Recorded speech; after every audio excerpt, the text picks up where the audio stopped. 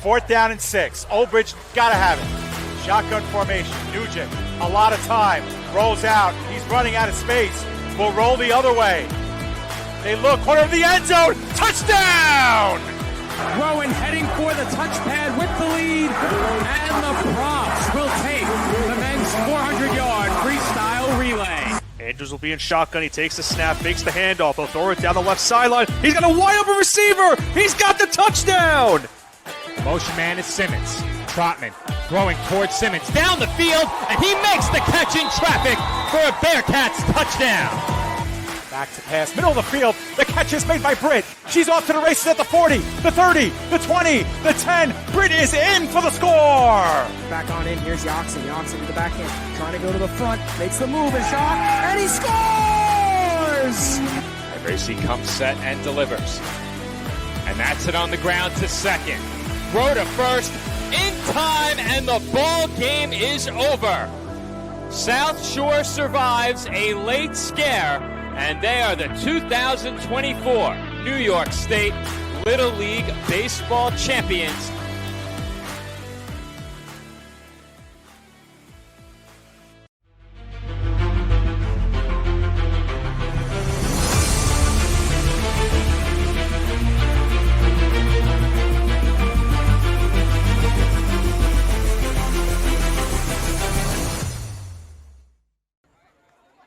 Live from the Boulevard of the Eagles in Edison, New Jersey, the PDF Sports Network is proud to welcome you into coverage of Old Bridge Knights high school football. Tonight, the Knights are on the road for the second time in as many weeks to open the 2025 season as they take on the Eagles of Edison High School. Good evening, everybody. My name is Joe Foreman alongside Nicholas Bavona, and tonight, Old Bridge looks to make it a 2-0 start on the road here in Edison. And Nick, this Knights team has a lot to be excited about after week one. Their defense, phenomenal once again, as we saw for much of last season. And offensively, senior quarterback Brody Nugent continued to make the big plays that we saw from him all year in 2024. More of that tonight, and you have to feel really good about where you are through the first 2 weeks of the season. Yeah, and this Old Bridge team, Joe, of course, is trying to play the road warrior type of mentality so far throughout the first 2 weeks of the season. They come in here tonight, as you mentioned, their second straight road game of the season. And after a very impressive performance in week one, can they duplicate that here tonight in Edison for a 2-0 start against a team that they've had some recent success against in the last couple of years? And as you said, Nick, standing in the way of a 2-0 start for Old Bridge is an Edison team that comes in looking for their first win of the season. Last time we saw these two teams face off, it was last season in Old Bridge, and the Knights took the win in that game 35-13. Historically, Old Bridge has been dominant against Edison, but looking specifically at the most recent meeting last year, what stood out to you in the Knights' win? Well, as you saw in that game last year between the two teams, Old Bridge jumped out to an early 21-0 lead in that game. And Edison had some chances in the first half to count the deficit, but a couple 4th down missed conversions, and they allowed Old Bridge to get some good field positioning, take advantage, and get those touchdowns for that 21-0 lead. The biggest story of that game, of course, for Joe, for the offense for the Old Bridge Knights, is Brody Nugent and what he did. 7 of 15, 185 yards passing, 3 touchdowns, including 101 rushing yards and another rushing touchdown as well. Really impressive outing for Nugent, one of many in the games we've covered here on the PDF Sports Network. A bit later, we'll take a look at some of the highlights from that meeting last season between these two teams. But before we do, let's take a look at what this Edison team did last season. Yeah, you see on your screen right here, this Edison team right now is playing in the Big Central Conference. That's the National Silver Division. In 2024, they were 1-3 in their division, 5-5 overall. They did, however, lose in their first-round matchup in a 42-7 loss. That was when they were the 7th seed in that tournament. So this is a playoff team from last year, Joe. Off to an already 0-1 start, trying to avoid an 0-2 start. You and I know, of utmost importance, a team starting 0-2 can really damper their opportunity to make it back to the postseason. It can really put them in a bad mindset throughout the rest of the year. And finally, let's shift our focus back to the National Gold Division. There you see it on your screen, some scores that Old Bridge will have their eye on coming up this weekend. One game already in the books, and currently, or I should say at the very least entering the weekend, there were 3 1-0 teams in the division, and all 3 winners did pick up decisive victories in their games last week. There you see one result on the board already, and what's to come the rest of the weekend. And it's really important now, Joe, for this Old Bridge team as they make their way out onto the field, that You start 2-0, you put yourself in a good driver's seat throughout the rest of the division to be at the top of the division with a 2-0 record. But this Edison team, of course, Joe, trying to play spoiler here tonight, not only improve their record to 1-1, but send this Old Bridge team to a 1-1 record as well. And we are approaching kickoff here in Edison, but with that, we will take a break for a message from our sponsors. Our pregame coverage continues when we return here on the PDF Sports Network.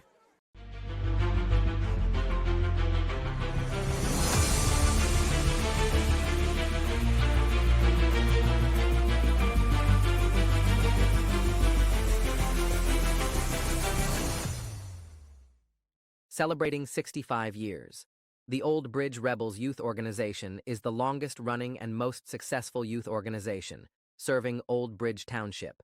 The Rebels are the premier football and cheer organization with a long and rich history in coaching and developing our community's future leaders. Through proper guidance and leadership, the Rebels program assists the youth in developing the qualities of safe play, discipline, teamwork, fundamentals, and well-being. We will continue to focus on these goals while maintaining a strong presence in the community. Check us out at swsrebels.org.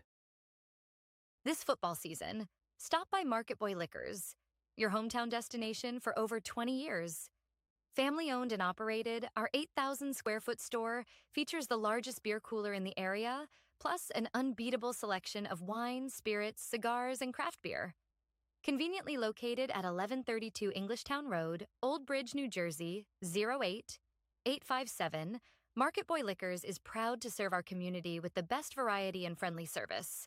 Call us today at 732-251-4616 and make Market Boy your game day headquarters.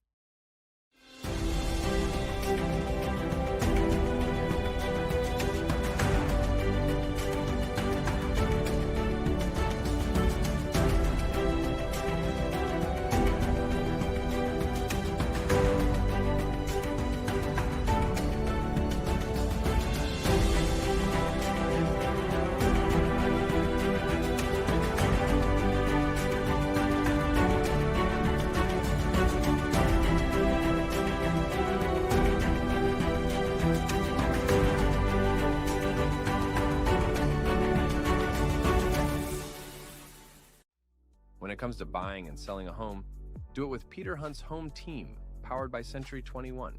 For years, Peter has dedicated his life to the real estate industry, offering help and care to all of his clients. With experience and proven results, Peter is an award-winning realtor and the top producer for Century 21 Action Plus. A resident of Old Bridge, put Peter to work at selling your home or finding the home of your dreams. Call 1-800-299-2129 or reach Peter directly at 9086-014-934. For raising the standard in facility services and commercial cleaning look to Pritchard Industries. For over 35 years, our commitment to creating clean, healthy, and safe environments is unwavering, ensuring that your facility not only looks pristine, but also promotes well-being and productivity so your business can excel. Specializing in comprehensive commercial cleaning solutions, advanced facility services, responsible sustainable practices, and innovative technology, contact us now at pritchardindustries.com. Pritchard Industries, here for you.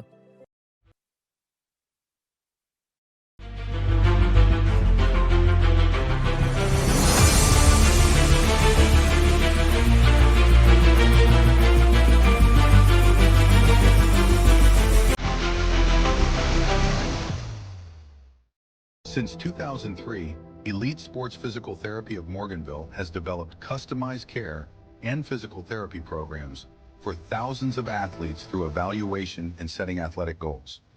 Whether a torn ACL, dislocated shoulder, or concussion is keeping you on the sidelines, our highly trained physical therapists can help you recover and return to the field or court in better shape than ever before. Come see what we are all about. Visit us at EliteSPT.com or call us today to book a consultation. At Bagel Boy Bagel Shop in Old Bridge, we're more than just bagels. Come visit us at 2329 County Road 516, where we bake our bagels and bread fresh daily, have the freshest fruit and veggie platters, and an assortment of sandwiches and plates that are sure to satisfy. Bagel Boy is a proud sponsor of all things Old Bridge. Go Knights and go to Bagel Boy. 2329 County Road 516 and at bagelboyonline.com. And we are back from Edison High School just in time for opening kickoff between the Knights and the Eagles here on the PDF Sports Network as we are underway from Edison, New Jersey. And that kick travels to the goal line. It's fielded on one hop right at the 1. And Old Bridge rallies to make the tackle as Edison is going to get started deep in their own territory. Roman Byer was forced to field that on the goal line and then took it out to about the 12 or 13-yard line. And, Nick, for you and I, we have a bit of a low perspective tonight. We're calling the game from down in row 1. That's a first for us. It certainly is. And we do want to point out, if our camera does go out, we have been dealing with some issues so far in the pregame. Hopefully those issues get fixed as this game goes on. But as you mentioned, Joe, great kick to start off this game for Old Bridge. It took a bounce, stayed in bounds, did not go into the end zone for the touchback. And now it's good field position for this defense. Well, Nick, you and I are going to have our work cut out for us tonight. We have the sideline to contend with, and the Eagles will get started deep in their own territory. First down, Edison from their own 10-yard line. Ryan Toth, starting quarterback for the Eagles. 2 men in the backfield alongside him here. And he will fake the handoff, looking left, trying to set up a screen. He does. It's complete. And Liner Whetstone still going. He's across the 35-40, 45-50, 45-40, 35-30, 25-20, 10, 5, touchdown. 89 yards. Wow, what a start. And, you know, Joe, we were going to try and mention this in the pregame. We had a little bit of a quick start before our show tonight. One of the keys I was going to break in this game was seeing if this Edison team was going to bring out some trick plays. They just brought out a trick play right there. Play action. You're thinking it's going to be a run because they're inside of the 10-yard line, pretty much near the 10-yard line, and they go all the way 89 yards for the score. How about this start? If you're Edison, they're up 6-0 early. We're going to try and fix our video feed issue on the fly here, Nick, so keep an eye on our engineering station. Following this extra point, we're going to try and get another cable in here and see if that corrects our visual problem. I think the issue right now, Nick, is that Pat is at the top of the bleachers. We are wireless tonight. Normally we are wired. Edison will look to kick the extra point here, and that sails wide to the left. No good. Some pressure off the edge from the Knights as well, and the score will stay 6-0. And now if you're Old Bridge, Joe, you're in this spot where you're already trailing 6-0. We're definitely not expecting the way this game started with that play action play. So now we'll have to see how this Knights offense can respond. A tough scenario already, obviously being in a road environment, not easy whatsoever, but now trailing by 6. How can this offense bounce back after that touchdown given up? Well, I think if you're the Knights, a defense that we've seen is not shy about being aggressive. They got aggressive with Edison backed up in their own territory, and they got caught in that situation on a first down screen pass.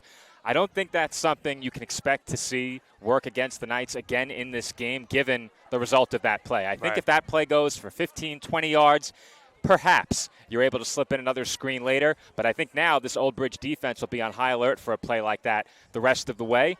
And Edison is going to have to find some other ways to manufacture offense. That being said, a great play call to start it for the Eagles. And breaking away in the second level was Whetstone. And that was an impressive run after the catch as well. It wasn't just the play call. Toth did a good job to get that ball out under some pressure as well.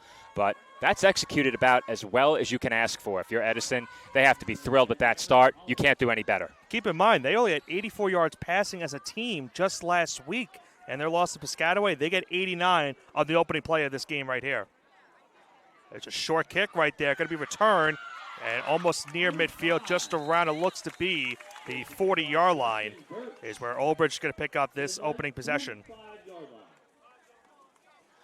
Well, after scoring to open the game, it looked like Edison went a bit conservative there on that kick because they did not want to allow for a return, I would assume, Nick, with a kick like that. I doubt you onside kick. I don't think that was the intention either. Yeah.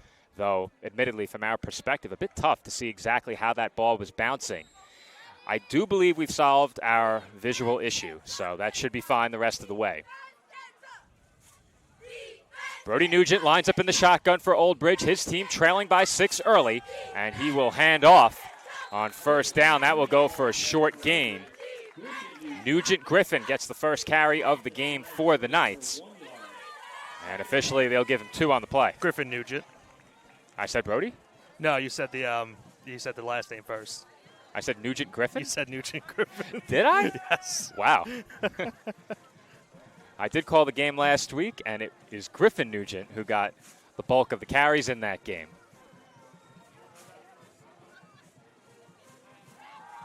Nugent will look to throw here. He's in trouble.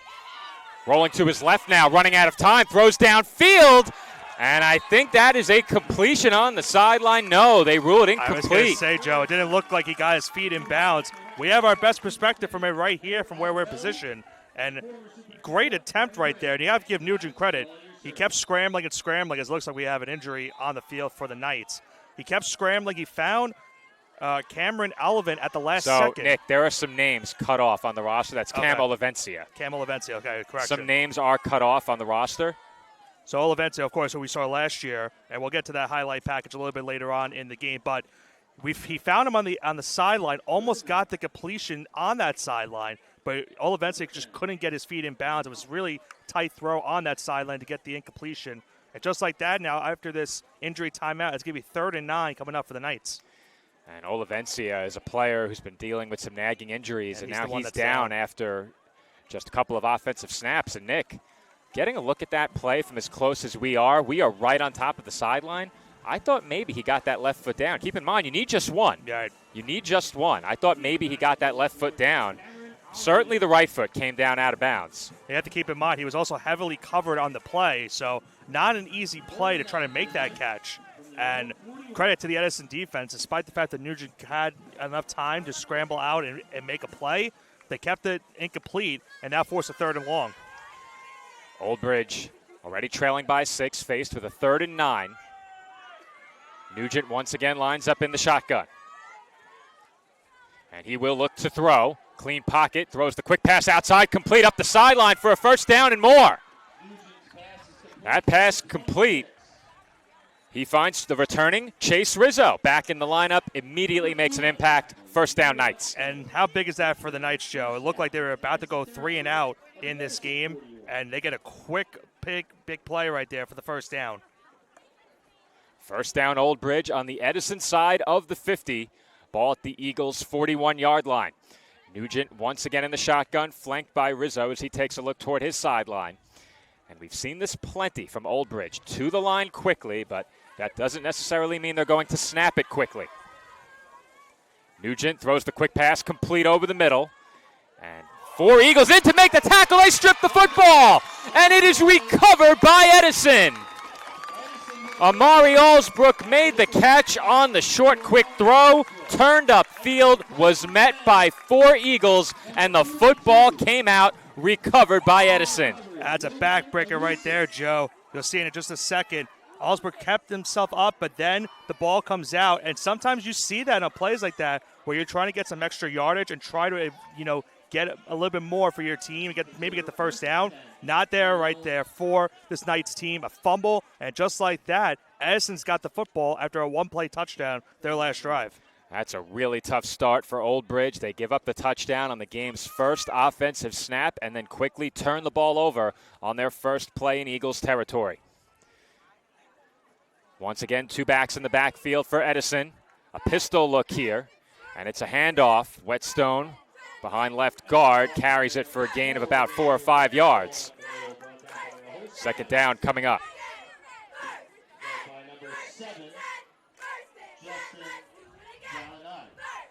Gallinati with the tackle on that play. That will bring up a 2nd and 6. And remember how this game went last year too, Joe.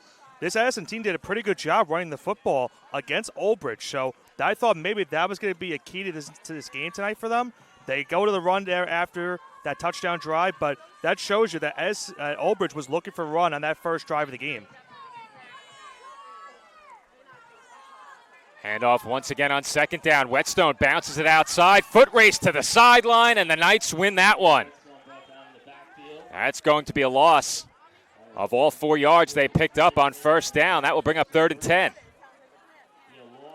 And now your Old Bridge, of course, has another timeout on the field, another injury, this time for Edison. But I think if you're Old Bridge now, Joe, obviously after the fumble, you want to come back, get a nice stop, quick 3 and out, get your offense right back out onto the field, and hopefully you can get a touchdown this time to try to tie this game and potentially take the lead. Well, we have an injured Eagle down on the field at the moment, as they will wind the clock, and the injured player was helped off. Really tough to make out a player who was down on the turf, Nick. We just don't have a line of sight through the bench. Yeah, I want to say it was Deion Davis-Jones. I thought I saw him go to the sideline, but I'm not 100% sure. I do see him on the sideline now. That will bring up a 3rd down and 10. 8:40 to go in this first quarter. Could be interesting to see what Edison draws up here on 3rd and long. Shotgun set. Rolling to his right is Toth. Running out of time. Airing it out. Downfield. Double coverage broken up. Getting up to swat that one away was Xavier Diaz. And that will bring up 4th and 10. Yeah, it looked like just for a second that one was going to be completed again, Joe. Nice job by Toth. He got out of the pocket, found his receiver down the field, but as you saw, Diaz just getting a hand on this play at the very last second to avoid a big completion and set up 4th down. If he got just a bit more on that ball, it had a chance, but that was really good coverage by the Knights. 2 defenders in the area. That's a really, really tough completion.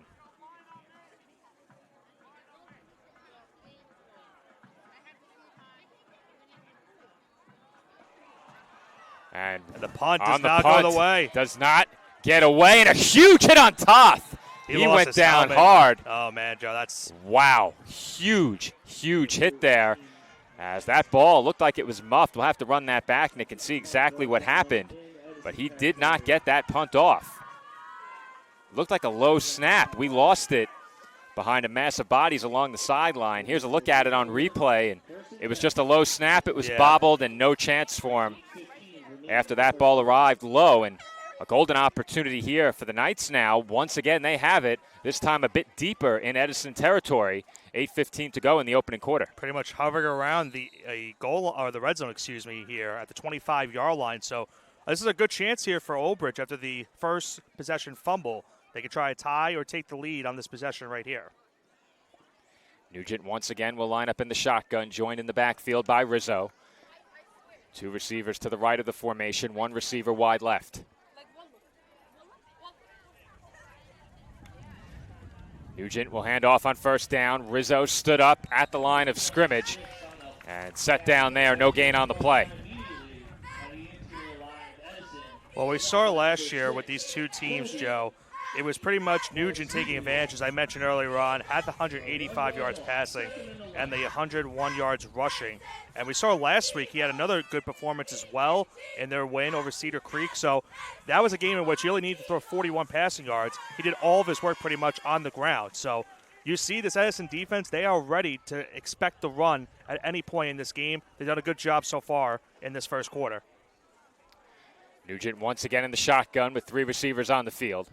This time Rizzo lined up to his left. Nugent looking deep, middle of the field, man open, touchdown Knights!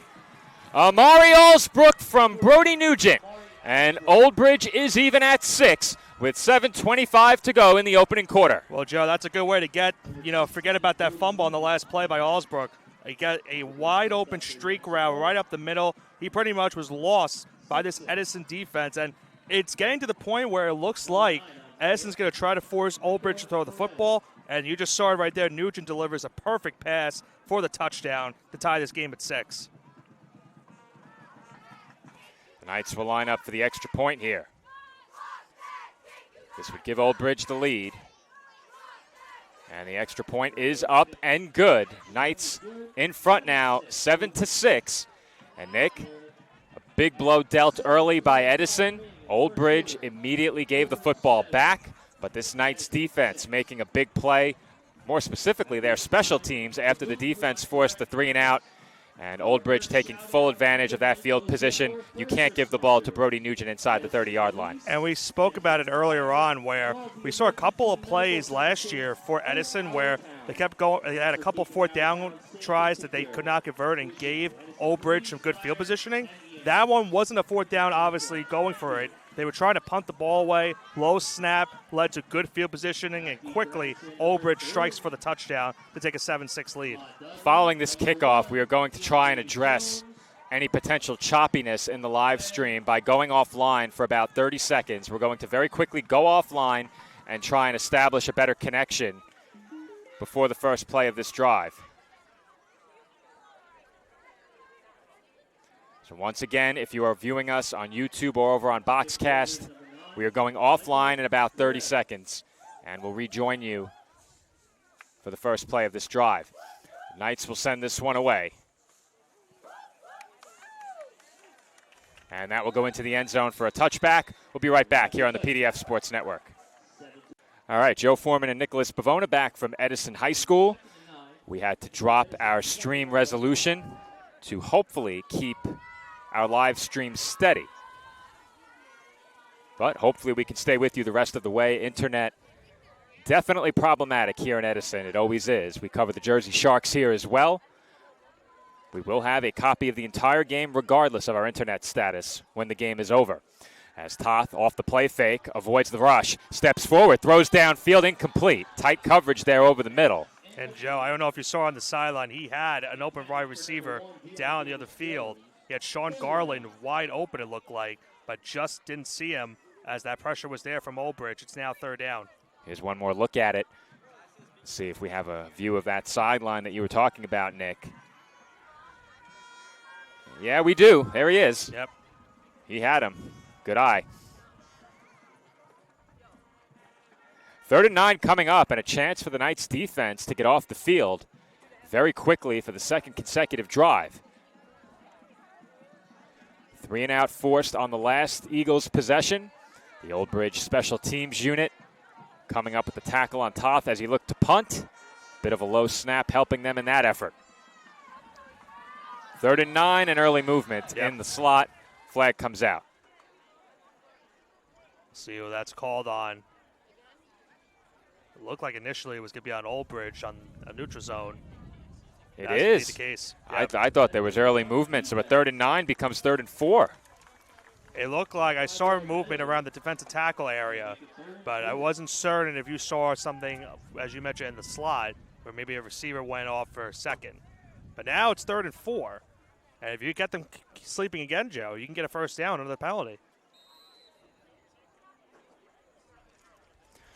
Big spot here for both teams. If you're the Eagles and you can keep this drive alive, that could go a long way, because if you have to punt, very easily the Knights could secure good field position once again as another flag comes out.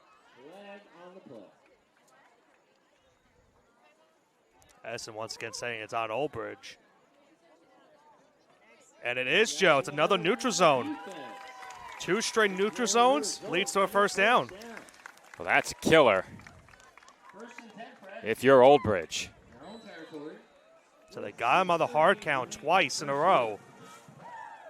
They needed 9 yards, and they get 10 of them on neutral zone infractions. So a first down upcoming here.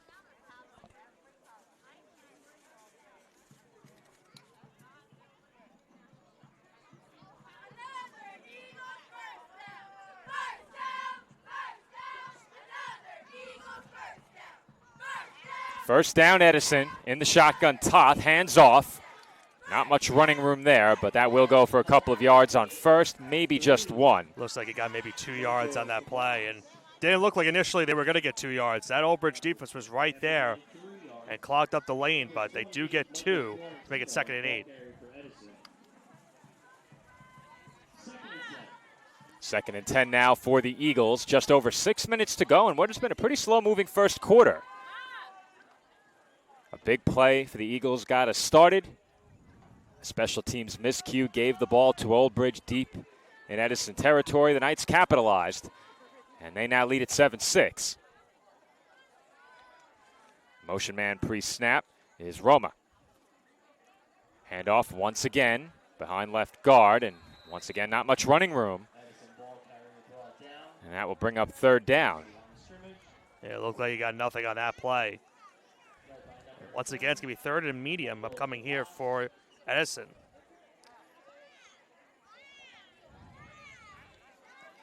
So Old Bridge with another chance here on third. The Eagles did not have to run a play on their last third down. 2 pre-snap penalties and an automatic first down via the 2 neutral zone infractions. 2 men in the backfield here. Toth will throw the screen. There is some room, but not enough to pick up the first. There was space, but there were no blockers. And there are flags out late. Yep. Tend to think that's probably going to be offsetting penalties for unsportsmanlike conduct. Saw a lot of that last night in the NFL, too. It was quite the game to open the NFL season last night. Minus the lightning delay, but yeah. Minus the lightning delay. Second year in a row. Remember last year they had a weather delay? Was It that was also Bills. an opening It was night? Bills and Ravens, I believe. Opening night last. We were at Staten Island Ferry Hawks, But CSI night. the Super Bowl champ play the opening night? It's a good point. I thought that was the first game, though. Why did I think that was the first game? I know there was one with the Steelers. Oh, it was the Ravens and the Chiefs. Right. It was not the Ravens and the Bills. The Ravens and the Bills play this Sunday night? This Sunday night, yeah. Last year was the Ravens and the Chiefs on opening night. I was going to say, I remember our Steelers-Cowboys game last year ended in there was a lightning delay that was very lengthy. So as you said, Nick, offsetting personal fouls will bring up fourth down. And it looks like a timeout is called by, it's going to be Old Bridge. First time out of the game called by either team. And I think it's another one where you look at the down market show, it's 4th and about 5. So you're trying to avoid not getting another offset or neutral zone infraction, because then it might lead to a first down. It could lead to 4th and inches where, of course, Edison would definitely think about going for it on 4th and short. So I think that's probably the reason why they called the timeout. It also could have been potentially that they had too many men on the field. Well, with our first timeout of this game, we want to thank one of Old Bridge's proud sponsors, the Candied Ham softball team. A proud sponsor of Old Bridge Knights football. You can check out Candied Ham over on Instagram at CandiedHam_official. Again, be sure to check them out over on Instagram. Candied Ham softball, a proud sponsor of Old Bridge Knights football. Another low snap. Shame on me. Joe. And that could have been big time trouble. But a good bounce goes Edison's way. Looks like the 29, 30-yard line. Given the situation, Nick, that's not too bad of an outcome, Old Bridge starting at the 30. You had a 3rd and 9 from much deeper in your own territory. Were afforded 10 free yards via penalty, and then beyond that, they picked up a couple, but not much. And Old Bridge will take over.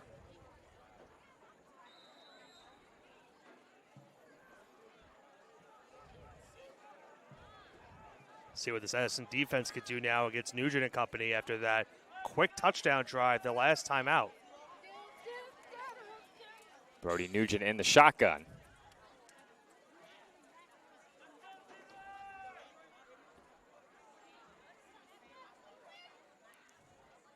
And he will take off to run, looking for some space. Bounces outside, still on his feet, and is finally brought down. But a nice run by Nugent, who looked to have nothing on that play. He was able to turn what looked like a potential loss into a gain of 7. Yeah, Nugent, we've seen it how many times over this past year where he just makes plays with his legs where it doesn't look like he's going to be able to get extra yardage, and he does right there. He looked like maybe at best he was going to get 1 yard. He got an extra 5 to make it 2nd and about 4.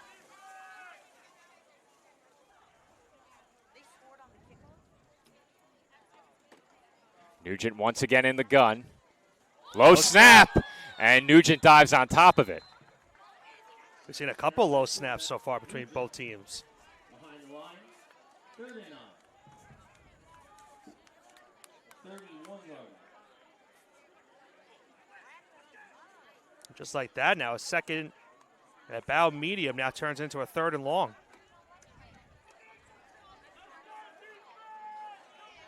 So this time it is the Edison defense with a chance to get off the field here on a 3rd and 9. And It seems like throughout this first quarter, Nick, these two teams have just been trading third and longs. We had the big play by Edison to get us started and the big play by Nugent to find Allsbrook. He'll look to throw again here. Steps up through the pocket. Pressure surrounds him. He heaves it downfield, and it's broken up by Whetstone. He just couldn't get enough on it. He was looking for Jordan Mercado. Yeah, it looked like he had it for a second, but as you mentioned, just not enough on the pass. And Whetstone almost had himself a diving interception. He's already made one highlight reel play so far tonight. Almost had a second one right there. It's now 4th down for the Knights. There's one more look at it ahead of this punt, and we know better. We can't miss any punts because we've seen some adventurous special teams plays already in this game.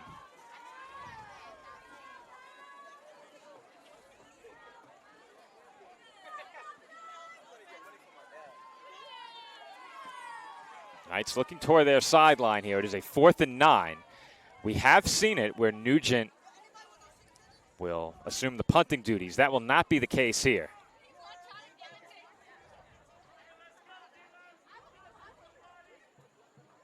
I believe that's Tomas Santos, number 85. Really tough to tell from where we are, Nick. And that punt. It's a high punt. Is a high punt, and it will bounce straight up into the air, and the Knights will touch it. So Santos sends that across midfield. It landed at the Edison 45, and I believe it was touched down by Old Bridge around the 46, 47-yard line. So it's good starting field position for Edison. Yeah, and if you're Edison, you definitely want to take advantage of that good field positioning. We've already seen the Knights do it so far in this game. And now for Edison right here, 4 yards away, we're getting to midfield and a chance to get into Old Bridge territory and try to tie this game, to take the lead. And I think right now, Joe, I see Toth on the sideline, so I think we're going to have a little bit of a quarterback change here upcoming. He might have gotten hit very hard on that punt. So yeah, he got lit up on the punt. Yeah, he lost his helmet on the play. Yeah, and they might have him sidelined with a head injury, but that's as far as we'll speculate. Trying to get a look at who it is under center now. It's a high snap, and keeping it and looking to run is the new quarterback, Kevin Wirtz, and Wirtz could not find any running room. Well, Wirtz did play last week, too, in that game against Piscataway. He was 4 of 5 for 31 yards, so he has already played so far this season. Obviously, coming into a scenario where it looks like we'll have to see the severity of the injury for Toth. But assuming it is an injury. Yeah, we don't know for sure. It is. But now he comes into a spot. You're down by 1, an early loss on first down. That makes it 2nd and long here with about 2 minutes to go in this first quarter. Wirtz ended up losing about 7 on that carry. Had nowhere to go.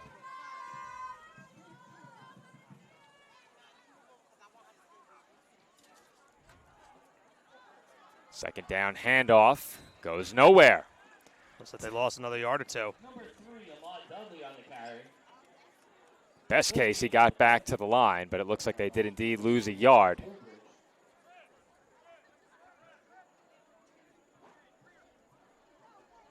Third and 17. Officially, they have it as a 3rd and 17, but they lost a yard, Nick. It's 3rd and 18. Okay. I'm sticking to my gut. That's right. Can't budge on the down and distance, No. though. Our perspective is not good. No.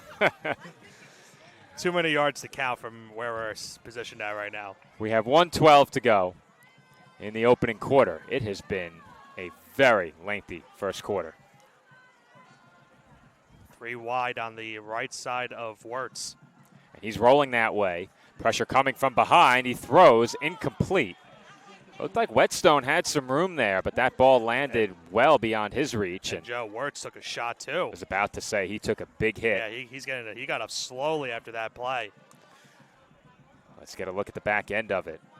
He was trying to get Whetstone, as you mentioned.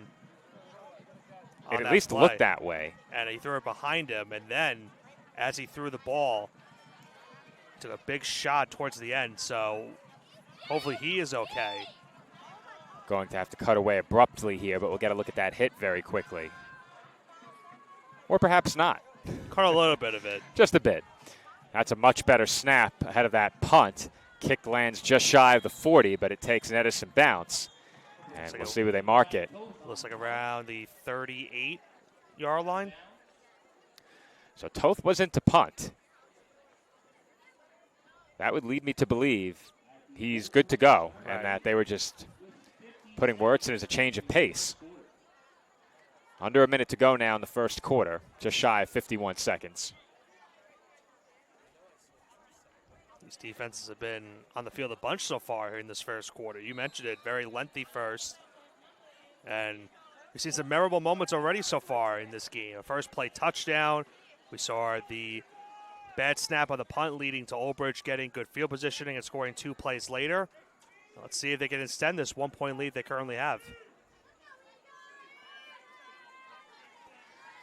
Nugent handed that one off to Rizzo. It looked like he had the option to carry it himself as well, and no room for either Rizzo or Nugent, as that will go for a loss of about 2 yards on first down. 2nd and 12 coming up. You have to commend so far, Joe, in this game what Edison's done on the running game. They've really done a good job of keeping those gaps closed, winning the battle in the trenches, and making sure that Old Bridge doesn't have any room to run. Another good stop right there. Makes it 2nd and long with just about under 20 seconds to go.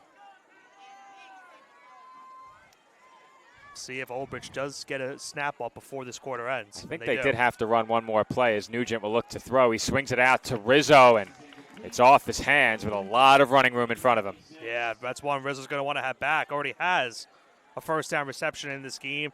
Certainly had a chance to get another one right there. And now it's 3rd and long with about 7 seconds to go. So this will be the last play, it looks like, of the first quarter. The 3rd down, 3rd and 11 with 7 seconds remaining in the first quarter. 7.4 on the clock here in the opening quarter, and when this quarter comes to an end, we are going to throw it to a quick break and make sure that we get the messages from the remainder of our sponsors out to our audience at home. Chance of defense here from this Edison crowd. 3rd and 11. Trips to the left of Nugent. Empty shotgun set. He's flushed out to his left. Now looks to break right. Buys himself some more time. Looking upfield. Throws off the hands of Allsbrook. Incomplete. And that would have been good for first down yardage had he secured it. And once again, Joe, it's Nugent trying to create a play right there by continuing to scramble. And I thought for a second maybe when he turned to the right side of the field, or at least from our perspective, the right side of the field, that he was going to maybe take it himself and just run. But he found Allsbrook at the last second, had a good look, and that would have been a first down if caught, but just went off of his hands, almost intercepted on the tip, and that ends the first quarter. It's 7-6 Knights. And we will step aside very quickly here at the end of quarter number 1 for a message from our sponsors. When we come back, it's 7-6 Old Bridge at the start of quarter number 2.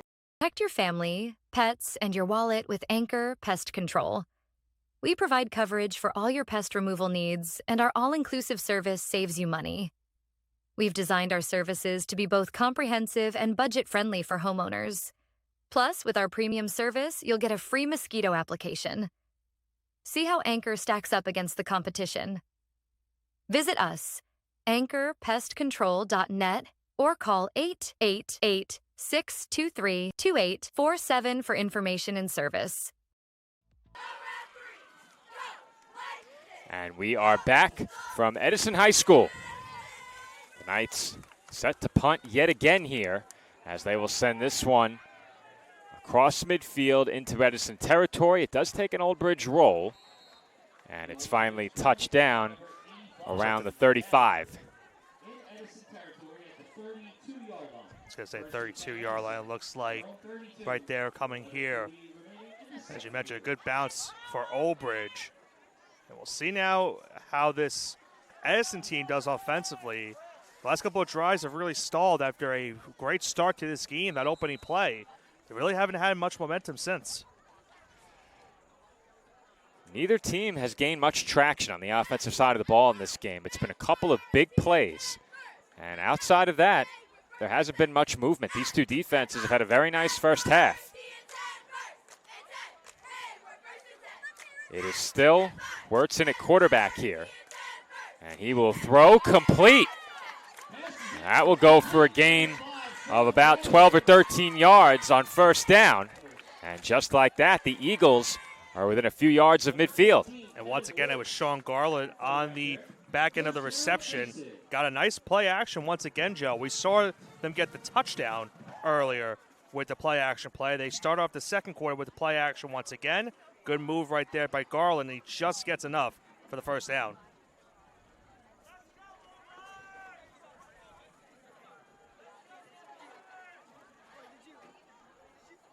Edison with it.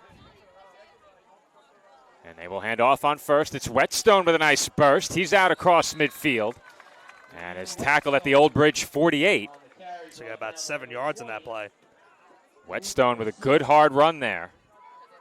Good for a 6-yard gain. 2nd and 4.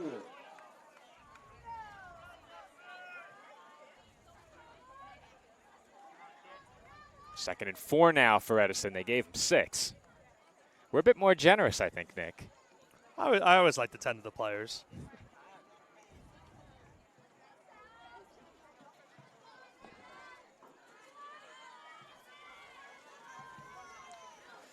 Oh, they changed it. 2nd and 3 now. I was right all along. Yes, you were. That's why I'm the best. Another pistol look from Edison. 2 backs in the backfield with Wirtz. And he will hand off to Whetstone again. Whetstone breaks 1 tackle and picks up a first down. You got to be impressed with Whetstone's ability to run the ball in this game, Joe. It looked like once again he was going to be brought down in the backfield, broke a couple tackles, made a couple juke moves, and gets enough for a first down.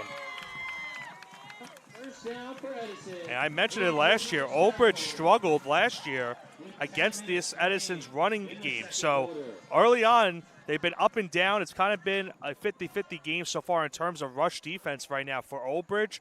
But right there was a good job by Edison and get the first down. And they will hand off again. Big hole on the right side and another nice carry on first down. And all of a sudden, Nick, this Edison running game is beginning to gain that offensive traction that these two teams have been lacking thus far. And you have to commend as well not only the running back Whetstone, but of course this offensive line right now for this Edison team. They are doing a great job up front and getting him some open field. It looks like another 7 yards on that play. 2nd and 3 once again for the Eagles as they've marched into Old Bridge territory. Ball at the Knights' 39-yard line.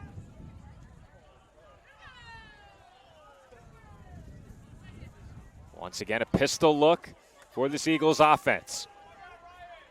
And the snap gets through Wirtz. It's scooped up. No! It's off the hands of the back Dudley. And it will be Knights football. It looked like there was a miscommunication on the Eagles side. And you'll see it right here, Joe, on the replay. I am not sure if there was a miss-snap or something. Obviously, it was a miss-snap. I thought Dudley had it, hit it right off his fingertips. But you can even see Wirtz look towards the sideline as if maybe they were trying to get the right play call. And I think because of that, that's why they weren't prepared for the play.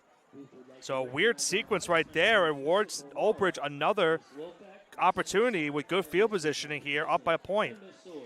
It appeared that Wirtz was unaware that the ball was snapped. He didn't make a move into the offensive backfield to go for it, but I thought it hit him. I think what happened is, we see Nugent on Old Bridge usually do this where he'll look towards the sideline and get the play call. It kind of looked like that's what happened. I think maybe they were also expecting neutral zone. That's probably why they were like that. I think they were looking for a penalty. Is there any chance the play design was a direct snap to the back? No. I don't think so, right? I think they were looking for neutral zone now that I think about it. Now that looking back at the replay, I think that's why they didn't move. Makes sense. Nugent pump fake. And Allsbrook lost his footing at the end of that route. He had a chance. It was off his hand. Yeah. But he lost his footing, incomplete. See a lot more passing so far in this game for Old Bridge here in this first half. And I figured that was going to be a little bit of their game plan tonight because after running the ball at such an efficient rate last week and for the majority, of course, last season as well, have to try to implement that passing game too. And they've done it a bunch so far, but couldn't get that completion right there, and it's now 2nd down. 2nd down, handoff goes to Chase Rizzo, and he has running room as he's spun down. Thought maybe he'd break out of that tackle, and it's a big gain of about 15 yards on 2nd and 10. And how about that burst of speed that Rizzo had as we have an injured Eagle on the field. So timeout is called. As soon as Rizzo got the ball on the handoff, he went straight up the middle of the field, got to the outside, and as you mentioned, got 15 yards to get that first down. After the injury timeout, we'll see if this Old Bridge offense can continue this drive. They're now at the 33-yard line. And while we have an injury timeout, we are going to continue with a message from more of our sponsors here on the PDF Sports Network. And when we come back, the second quarter continues between Old Bridge and Edison.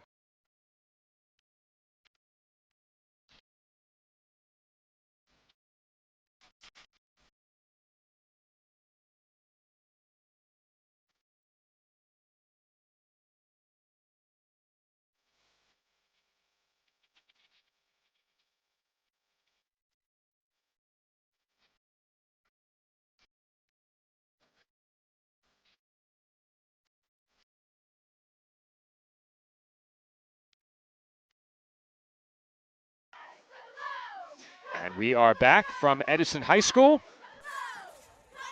It is Old Bridge football, 1st and 10 at the Eagles' 33-yard line. And after Edison had a chance with it, marching down the field, Old Bridge now, following a big run by Chase Rizzo, has it with a chance to add to their lead as Nugent will keep it off the fake handoff. And that's a nice run, gain of about 7 on first down. A nice design play right there by Old Bridge, Joe. You saw it, the fake jet sweep on the outside. Nugent kept it himself, kind of getting the read of what the defense was going to do on the play. And he gets a nice gain of 6 to make it 2nd and 4. Old Bridge to the line with plenty of time on the play clock here. 2nd down and 4. It's a pistol set. Nugent with Rizzo behind him in the backfield. He hands off to Rizzo, who breaks a tackle. Rizzo to the outside, working toward the sideline, up the field, and in for the touchdown. No flags on the field. Chase Rizzo with an explosive run on 2nd down. And just like that, the Old Bridge lead is extended to 7. Well, Joe, we were talking about how good this Edison rush defense was so far in this game. Rizzo's last 2 runs have been explosive, to say the least. You see it right here upcoming on the replay. As soon as he gets the ball, he cuts it inside, goes out into the out, and he had all day no chance to get tackled from behind. He's into the end zone for a touchdown to give his team a 7-point lead. What a welcome addition back to this night's lineup. Chase Rizzo making an impact early.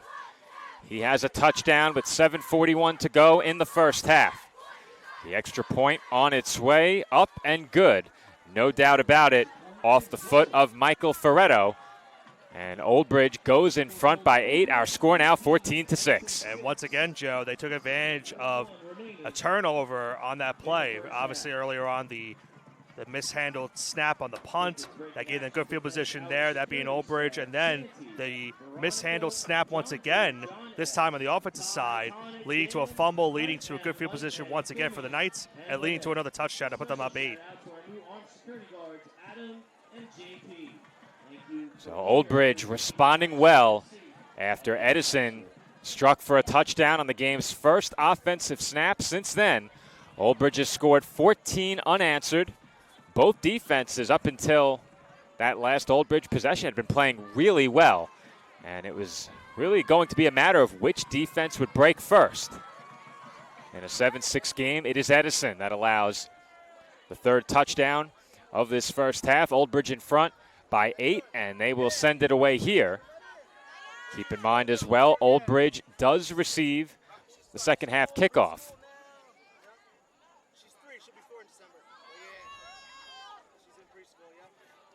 Ferretto's kickoff toward the goal line, and this time it skips into the end zone, and he puts that ball in a really tricky spot. We saw that on the opening kickoff.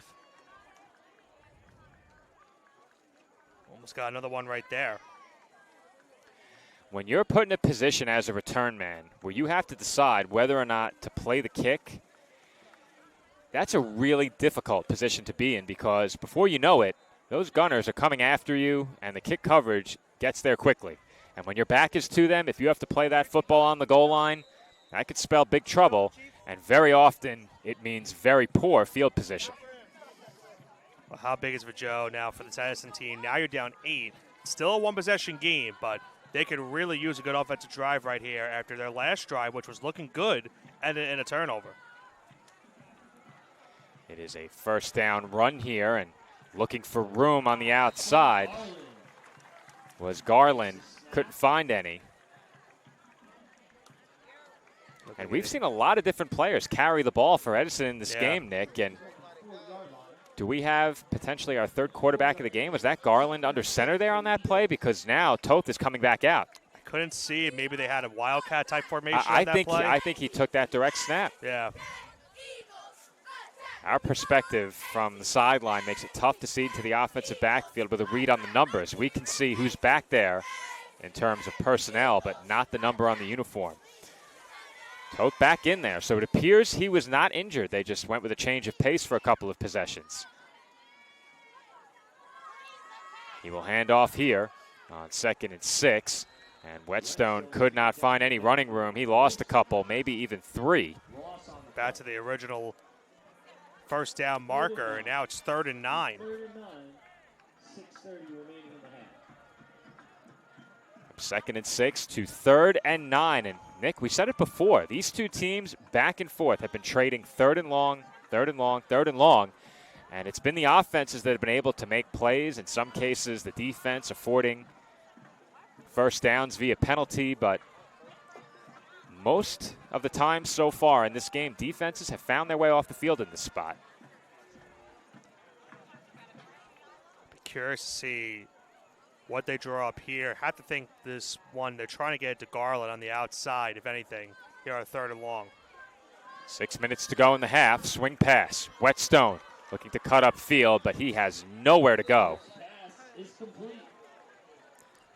Looked like he got maybe no back. gain. Yeah, it looked like maybe got back to the line of scrimmage, maybe got a yard if anything. But this Old Bridge defense has really buckled down, Joe, after giving up the first play touchdown. They have been on point, and of course, have forced a couple turnovers, and now a quick 3 and out here will get them the football right back. We know how good this defense is.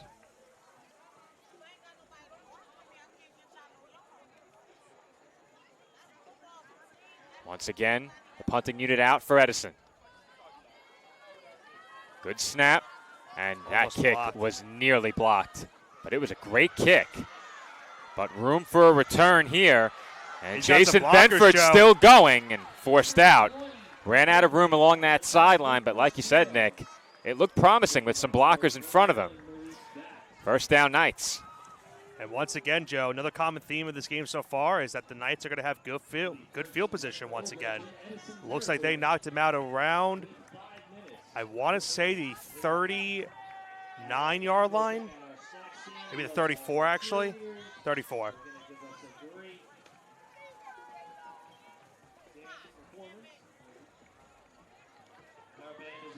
First down, Old Bridge, once again in great field position, ball at the 33-yard line, and all of a sudden, if you're the Eagles, there's going to be a lot of pressure on you defensively and perhaps a sense of urgency early in this game. If you don't come up with a stop here and surrender a touchdown, you could be staring at a 3-score deficit early in the third quarter. Nugent looking to throw, airs it out up the left sideline, one-on-one coverage, incomplete, it was dropped. Michael Chiarella had a chance, and he had a distinct size advantage. Good coverage there on that play by Braden Greer. He was right with him, but that's the 5'7" Greer working against a 6'4" wide receiver on that play. And you'll see Chiarella got the inside leverage. He got a nice move, had a chance, and it looked like he should have caught that. And he knows that he'll definitely want that one back. Another drop, unfortunately, for this Old Bridge offense, and it's 2nd down. He had a great chance there. Under 5 minutes to go in the half now. Nugent keeps off the fake handoff to Rizzo. He's still on his feet and finally goes down, and a flag comes out late. And Nick, it's not often you see a quarterback who is so incredibly difficult to tackle when he meets you head-to-head. We've seen elusive quarterbacks who make rushers miss and can make men miss in the open field, but Nugent powers through contact more often than probably any other quarterback I've seen at this level. Yeah, it's kind of similar to the NFL level in terms of Josh Allen, as penalty was against the Knights. It's kind of where, Allen we see on Sundays where he lowers his shoulder. He's not afraid to take a hit. And Nugent has kind of a similar stance where he's trying to break tackles, get a couple stiff arms as well along the way, and he's been doing that a bunch so far this last season and so far a quarter of this season. But that latest penalty will negate any of the yards he just got. It'll now be 2nd and long. 2nd and 13. 2nd and 13 for the Knights now following the penalty. Ball at the 37-yard line of Edison. Nugent in the shotgun, sends Allsbrook in motion, fakes the handoff, pitches it back. That's a lateral. It's a fumble, and it is recovered by the Eagles. That was certainly a backwards pass, Nick. We'll get one more look. They went with the triple option play right there, Joe. They had him in motion on the jet sweep. They kept Rizzo in the backfield with him on the pitch, and the ball just hits Rizzo on the hands. It looks like maybe caught him on the shoulder pad. And it was close, Nick. Yeah. It was close because Nugent kind of. They just ruled it an incomplete pass. Let's slow it down. In real time, I thought for sure it was a backwards pass. Edison silent, and of course the faithful behind us, Joe, are not happy with the decision. Those option plays are tough. I think it's a backwards pass. Yeah. I think it was much closer than I thought in real time, but I still think it was a backwards pass. That should have been a fumble. Yeah, once Rizzo takes a step backwards, you saw it for a split second. Once he took that step backwards, that makes him a quote-unquote, pitch towards the back side where that's a lateral. And I agree. I think that should have been called a fumble. I think the call on the field was the correct field, and then they changed it to incomplete. Yeah, I think that's a backwards pass, but a break for the Knights here. 3rd and 14. Nugent in trouble again. Flushed out left. Rolling toward the sideline. Throws. Nearly picked. He threw that one straight into the breadbasket of Kobe Morsiglio. Yeah, there was just nowhere realistically it looked like on that play, Joe, for a completion for Nugent. And now, on 4th and long at the 37, doesn't seem to be that they're going to go for it. I don't see Nugent on the field right now at the moment.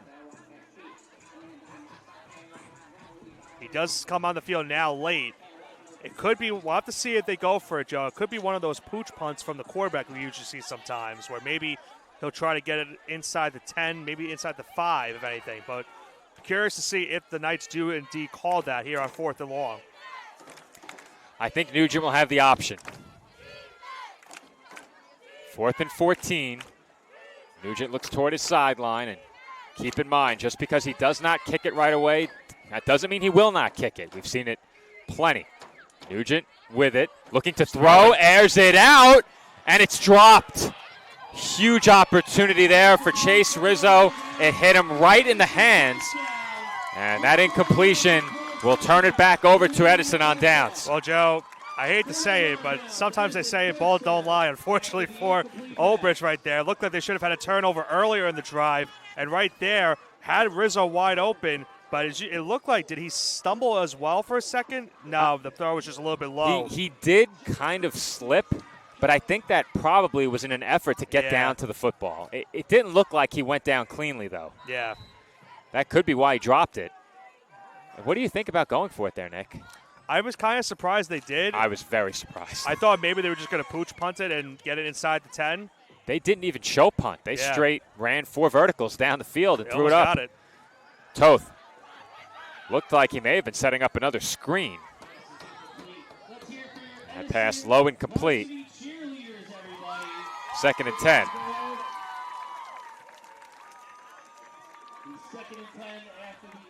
4:06 to go in this first half. This very well could be the last offensive possession for the Eagles.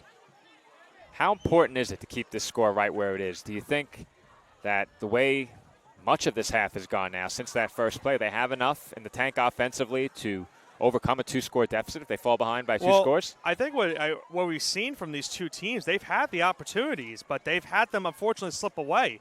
A couple drops on the side of Old Bridge, a couple fumbles on the side of Edison. So these offenses have gotten yards plenty, but they haven't been able to capitalize so far in this game. And there's a big run on 2nd and 10, and a good open field tackle as well. It was Dudley on the carry. That was Noah Rios Yeah. on the tackle. He saved a first down and maybe even more on that play. That's a really big tackle by Noah Rios, because if he doesn't get him, I'm not sure any of his teammates will. Once again, good cuts on the outside. And as we mentioned, if Rios doesn't make that tackle, you have to wonder how much further they would have gotten on that play. That's a great block up the field as well by the wideout. Really tough to get a number via replay. I think that might have been Garland who was on the outside blocking, but he's been very active in this first half. Yeah, really tough for us to make out the numbers through the Edison sideline. And they'll hand off again to Dudley, and he is stood up at the line of scrimmage and driven back. Big play by the Knights defense will bring up 4th, and I would be inclined to say the Eagles probably go for this, Nick. Timeout was called on the field, and they gave him a first down. Really? Were the sticks not in the right place, Nick? Because I didn't see any way he got it. I didn't think he did either. Well, based on the sticks, he didn't. I don't know if the sticks were in the right place. We need to see that again. I didn't think it was close, Nick. I thought maybe a yard or two behind. Oh, Nick. Where did he get the first? I don't think that was close. I think he gained a yard. I don't think he got a first down. Wow. So the Knights catch a break on the last drive, and I think the Eagles caught a break there as there's a big hit on Whetstone to end that carry.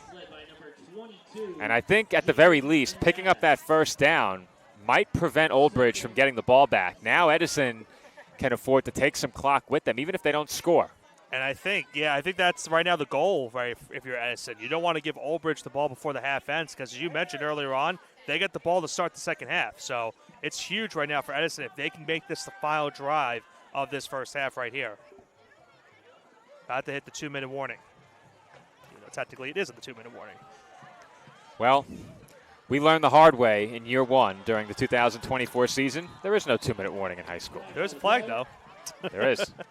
That will stop the clock. And it's a false start. In our defense, Nick, we have a lot of roles when it comes to this broadcast. You and I are splitting the engineering duties. We also have another game tomorrow. I actually have 2 games tomorrow and a game on Sunday, but the point I was going to make is that we cover a lot of different football, be it high school, semi-pro, arena. Soccer. Well, international football, yes. Technically. We do cover international football as well. That would be soccer. Only here in the United States. And our European friends, be it over voice or every once in a while via message, they let us know it. With 1:20 to go, Toth looks to throw into heavy traffic, and Garland makes the catch. He's still fighting, and a flag comes out, and he never went down. Wow. Question is going to be, what is the flag on, and who is it on?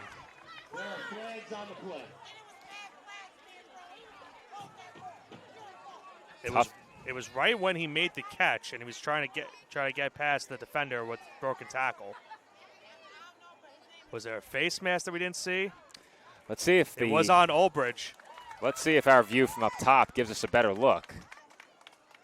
Maybe helmet to helmet. I think that's what they could be. Yeah, I think that's what they.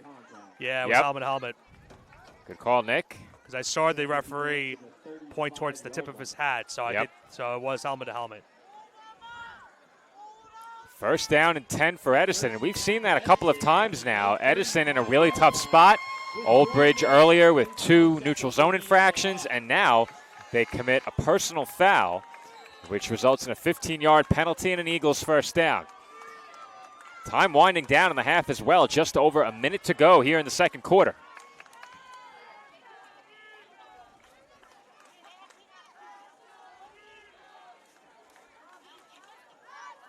Wirtz was in the gun. He hands off. Whetstone breaks a tackle. Still going. And lowers his shoulder as he's pushed out. And there was some extra contact in the secondary when that play ended. And a Knight went down as well at the end of it. But another good run. And we've seen the ground game for the Eagles really begin to gain some ground, no pun intended, here in the second quarter. Another good gain, and I mentioned it 2 drives ago where it had a really good drive going because of the run game, and it got stalled because of that fumble. Now another good run right there makes it 2nd and short. Timeout was called on the field. Let's see who it's on. I want to say it's on. It's an official timeout. Well, they have Edison on the board with 2 timeouts remaining. I'm not sure if we missed one, but I don't remember them calling it. I don't think they did. That had to be an Edison timeout unless the injured player, and indeed it is the injured player who is still down. Now, when that play ended, Jason Benford got rolled up on from behind. One of the Eagles either tripped and landed on the back of his legs or was blocked into him and rolled over from behind. And those are dangerous. When you don't see one of those big bodies coming from behind and they roll over your legs, that can be very, very problematic. I think that's number 20 that's being taken off. I saw him go down. Well, that's Jason Benford. Okay. So I might have the wrong. Or am I looking at? Nope, I had the right roster. Yeah. Okay, we have our 50-50. Yeah, I have a different 20 on mine. Tickets out, $150 for the winner. Interesting. $150 for the winner. You got that roster today? I got that from Dave today. You know what? This might be last week's. So you probably have the right roster. If you got that today, you have the right roster. I do not. I'm pretty sure I opened this from a recent email. Either way, we have 2 different rosters, so we'll have to reconcile that. 2nd and 2. 49 seconds to go in the half. Wirtz looking to his right, throwing, end zone, tight coverage, picked off!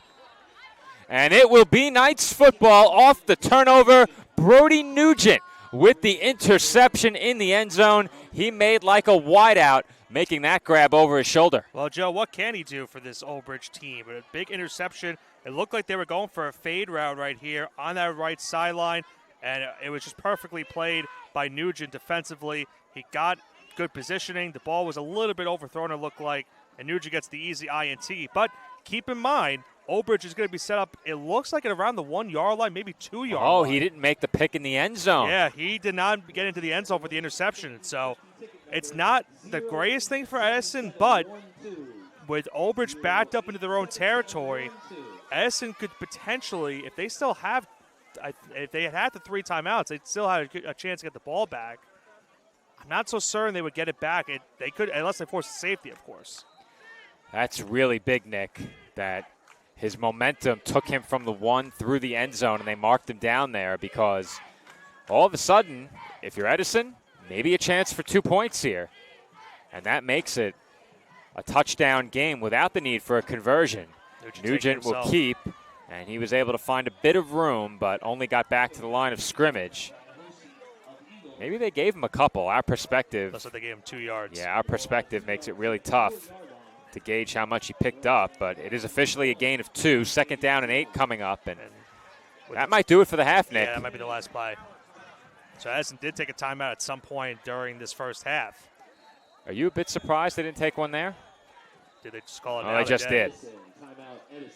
Now that I'm perplexed by, because why wait all that time and then call it? I don't know. I don't know. Old Bridge will talk this over on the sideline. I think, Nick, getting a look at where they are spotted. Looks like they're at the 4? Yeah. You could kneel it twice safely from the 4. Yeah. And they only have 1 timeout, so you'll be okay. All right. As long as you don't botch the snap, a pair of knees would take us to halftime. So looking back at this first half, Nick, what are your big takeaways? Huge play by Edison early, and since that time, the Knights defense has been every bit as impressive as we've seen them now for the last season plus. Offensively, Old Bridge continuing to do enough and not to be lost in how good the defense has been. This Knights offense is explosive as well. They've made some really big plays. Yeah, I'll make my point in just a moment. We're going to have second down, right here. Nugent will keep it again, and Nugent is Still finally up. brought down. Gotta be careful with that. I don't want to lose the football. I would probably not call another timeout here and give Nugent another chance. I think they just called the timeout. All right. It's at the end of the half. That looks like Well, timeout was called by Edison. Yeah, they called timeout. They signaled timeout. Yeah. So going back to your original point question, I think the takeaways I have from the first half, if you go by Old Bridge's stats, they've taken advantage of the turnovers that Edison's had in this game. You mentioned the explosiveness of this offense. Nugent had a passing touchdown. He's been very effective in the running game as well. Chase Rizzo has also been very effective in the running game as well towards in the second quarter. But on the other side of things for this Edison team, other than that second touchdown drive for Old Bridge, they had done a pretty good job against the run so far here tonight. The difference of this game right now is that right now for Edison, they've had a couple drives where they've gotten into enemy territory, but they haven't been able to get any points on those drives. We had the missed snap fumble, the missed timing where they were looking for a neutral zone infraction. Of course, they're now trying to figure out what can they do in the second half. You're going to be down going in the second half, and you don't have the football to start the half as well. Well, Nugent will line up in the gun here. They'll probably hand this one off, and they will. It's Griffin Nugent on the carry, and he is brought down after a short gain on 1st and 10. So that will bring us to halftime. Our score at the break, the Old Bridge High School Knights 14 and the Edison High School Eagles 6. A message from our sponsors. We'll open our halftime break, and when we come back, Nick and I will take a look back at half number 1 and give you our analysis of the first 24 minutes. We then look ahead to half number 2 when we come back here on the PDF Sports Network.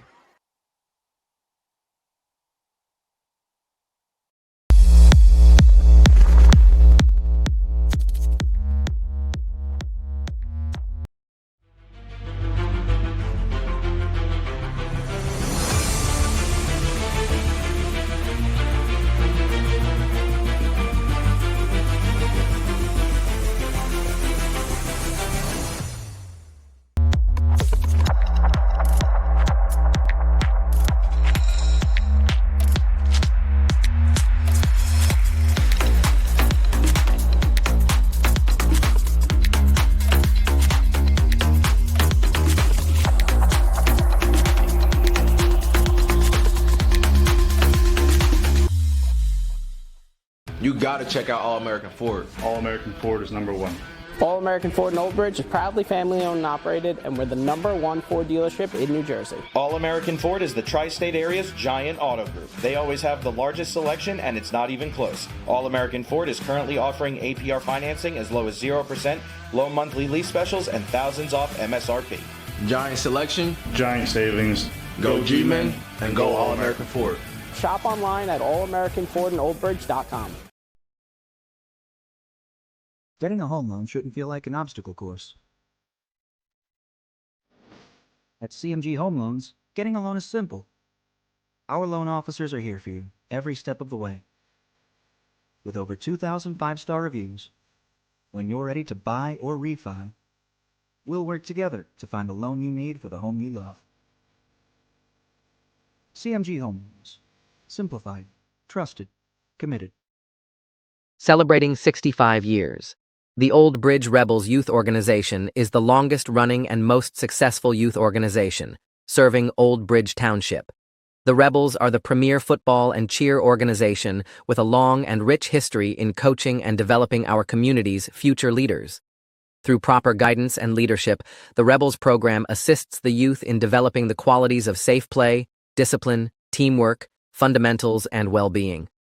We will continue to focus on these goals while maintaining a strong presence in the community. Check us out at swsrebels.org.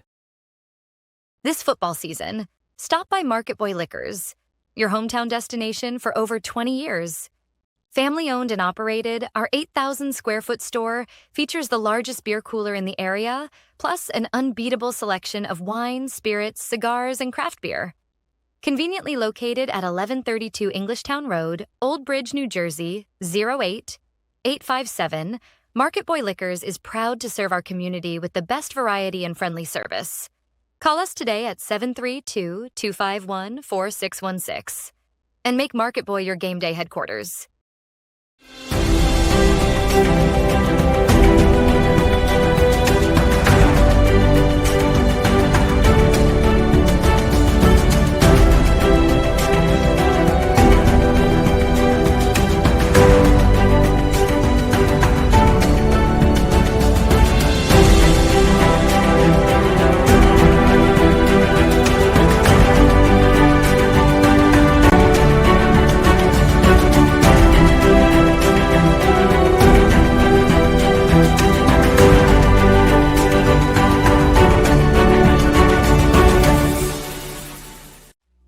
it comes to buying and selling a home, do it with Peter Hunt's home team, powered by Century 21.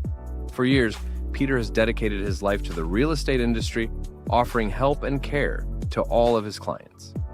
With experience and proven results, Peter is an award-winning realtor and the top producer for Century 21 Action Plus. A resident of Old Bridge, put Peter to work at selling your home or finding the home of your dreams. Call 1-800-299-2129 or reach Peter directly at 9086-014-934. For raising the standard in facility services and commercial cleaning look to Pritchard Industries. For over 35 years, our commitment to creating clean, healthy, and safe environments is unwavering, ensuring that your facility not only looks pristine, but also promotes well-being and productivity so your business can excel. Specializing in comprehensive commercial cleaning solutions, advanced facility services, responsible sustainable practices, and innovative technology, contact us now at pritchardindustries.com. Pritchard Industries, here for you.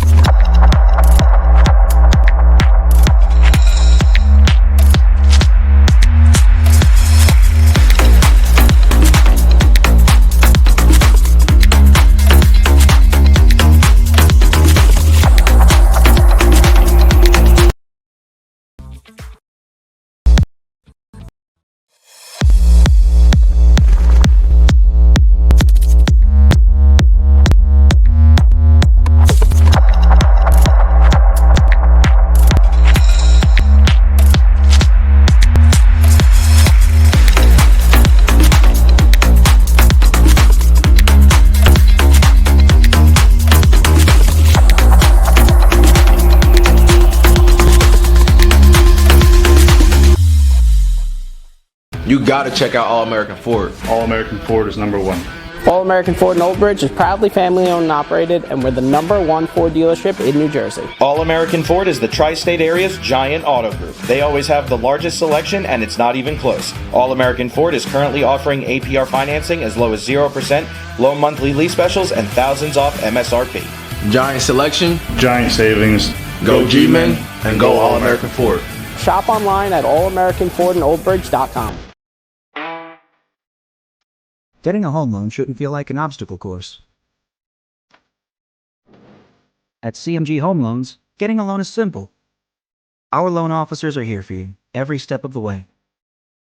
With over 2,000 five-star reviews, when you're ready to buy or refi, we'll work together to find the loan you need for the home you love. CMG Home Loans. Simplified, trusted, committed.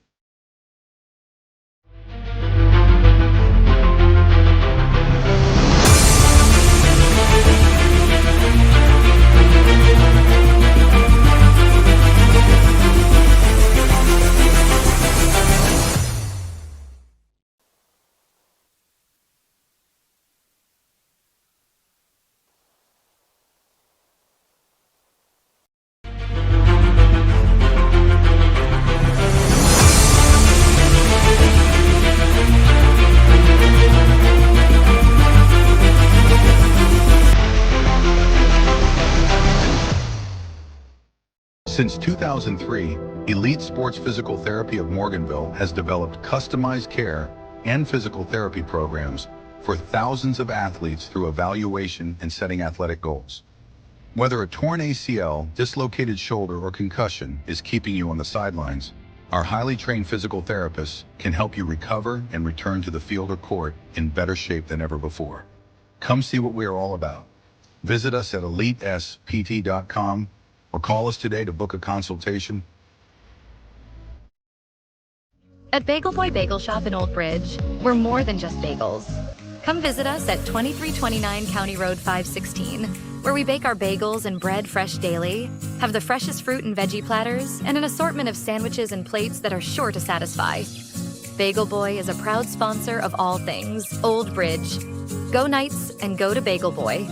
2329 County Road 516 and at bagelboyonline.com. Old Bridge students, take advantage of the Old Bridge special at Bagel Boy. 10% off all purchases with your valid student ID. Protect your family, pets, and your wallet with Anchor Pest Control. We provide coverage for all your pest removal needs, and our all-inclusive service saves you money. We've designed our services to be both comprehensive and budget-friendly for homeowners. Plus, with our premium service, you'll get a free mosquito application. See how Anchor stacks up against the competition. Visit us, anchorpestcontrol.net, or call 888-623-2847 for information and service.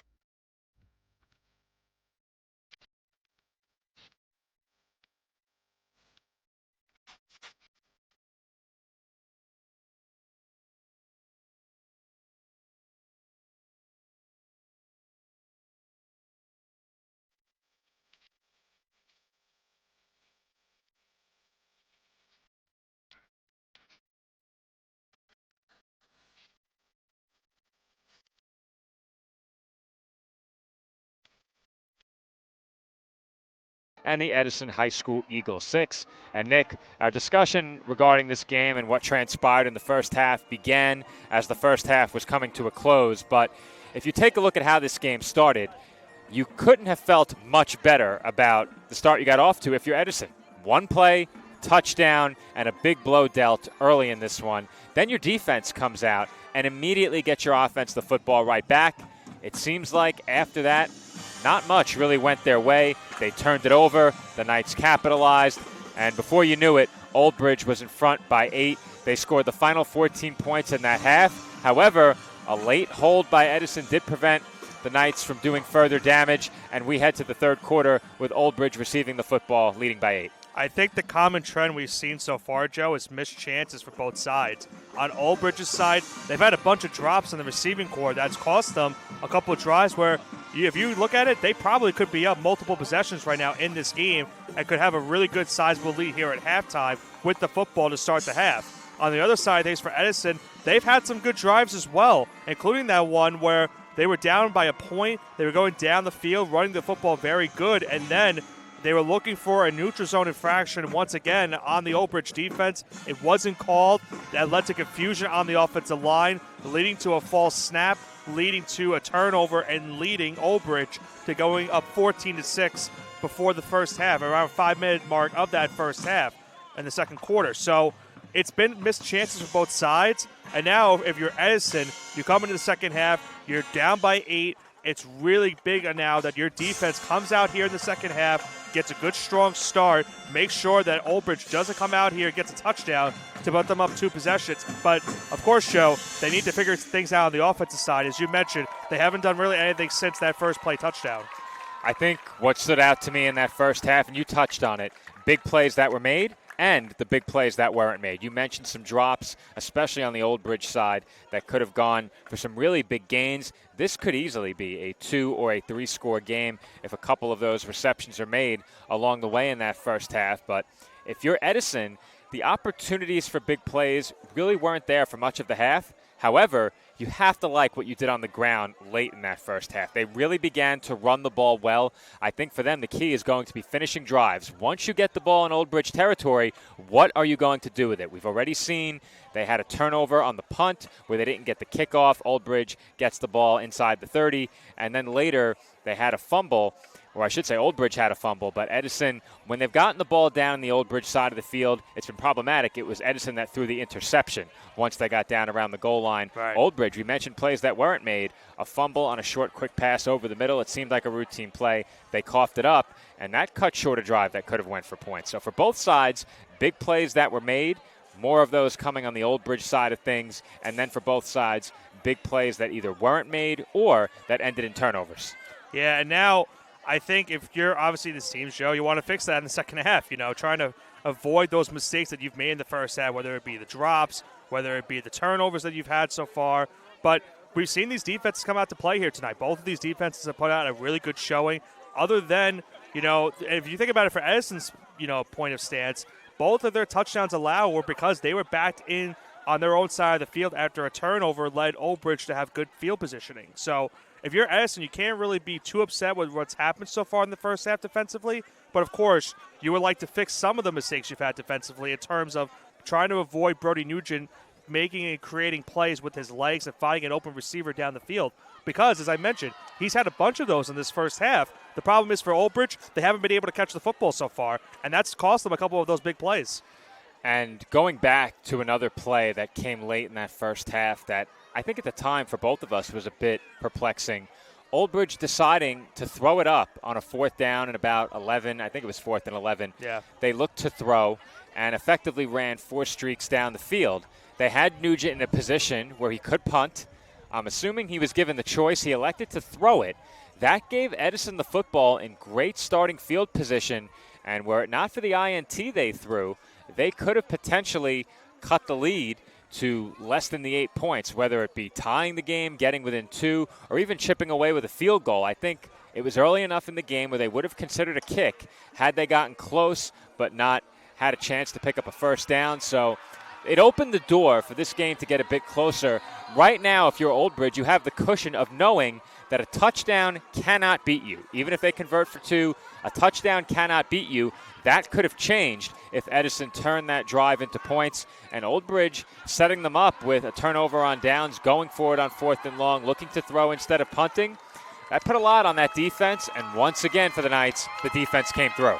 Yeah, and now I think as we see Edison come to their sideline, I think what's going to be the strategy for Old Bridge to start the second half, Joe? Because we know them as a good running team, and they've had a couple good runs in this first half, but we've seen them also throw the football tonight a lot more than they did in week 1 and a lot more than they did last season as well in that game against Edison. So do they try to go out into the second half trying to throw the football a lot more in the second half, try to exploit maybe the secondary of Edison? Or do they just stick to their gun and just keep going with the running game? And if it ain't broke, then don't fix it.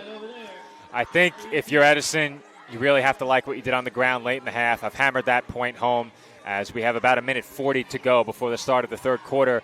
I think if they can find their footing in the passing game just enough to keep this defense honest, that completely changes the complexion of this game. Because right now, if you're Old Bridge coming into the second half, you have to be saying to yourself, well, they ran the football pretty well. We can probably afford to stack the box and challenge them to beat us in the passing game. If Edison can't do that, then Old Bridge should have the ability to coast to the win in this one. However, if they do dare Edison to pass and they are able to do so effectively, then all of a sudden we have ourselves a game, because Edison's defense in this game has done a pretty good job against an Old Bridge offense that has shown some explosive playmaking ability. Last week, 21 points. This week, 14 at halftime. And really, Nick, this game looks a lot like last week's game did at the break, and Old Bridge was able to secure the win in that matchup. So we'll see if they can do that again here tonight. What does Old Bridge need to do to close this one out? What's priority number 1? Priority number 1 is, of course, catching the football and making sure you don't turn it over. I think the priority right now is that you've had good yardage offensively in this game, but they haven't gotten enough capitalization in this game. A couple of big drops. Of course, that fumble they had as well early on their first drive. So they've had these drives that have worked out for them, but they haven't been able to finish the drive. And that is always what really irks, whether you're an offensive coordinator, a head coach, or even a quarterback. It irks you that you get good drives and you don't finish with points at the end of the drive. So I think the most important for Old Bridge, come out here in the second half, make sure you at least get some type of points on this drive and put yourself in a 2-possession lead with Edison getting the ball back afterwards. That's a great point you make, Nick. Coaches definitely are driven crazy when you put yourself in position to score and come away with no points. And we've seen that on more than one occasion in this game from both teams. Old Bridge crossing midfield, fumbled the football. Edison working toward the red zone. They throw the pick in the end zone. And you said it at the time, but what doesn't Brody Nugent do for this team? Yeah. He can punt, he can throw, he can run, and he plays defensive back. So there's really not much that they can't rely upon him to do when he's out there on the field, be it on offense or on defense. And as we mentioned before, it will be the Old Bridge offense getting set to take the field. We'll see if perhaps Edison may look to kick it short again or go with some trickery here on the kickoff, because I'm not exactly sure what the intent was when they kicked it short earlier in the game. Yeah, I'm curious how they would start it. Would they maybe start with a surprise onside? I would have put it out of, question maybe that they could do that to start the second half. Well, let's see what they do here, as Edison will kick it away to begin the third quarter. Our score at the start of the third, the Knights 14 and the Eagles 6. And they will send it deep here. That kick received by Xavier Diaz, and he has some good blocking in front of him, pulling tacklers forward, and he's finally brought down at the 35-yard line. Yeah, it looked like for a second Diaz was going to break that one off for a big-time return. Does get a good return nonetheless on that one, but was brought down from behind and around, it looks like the 39-yard line. That's where Old Bridge is going to start this first possession of the second half. It's always tough to gauge exactly how good the blocking is when a return man is accelerating up the field into a mass of bodies, but when you're able to emerge through the pile, seemingly untouched, the blockers did their job, and it looked like they certainly did that on that last kick return. Empty backfield here for Brody Nugent. Watch for the motion out of the slot. That's Rizzo nearest to the line of scrimmage, and they'll throw him a quick pass. And he's finally brought down after a gain of about 5 on first down.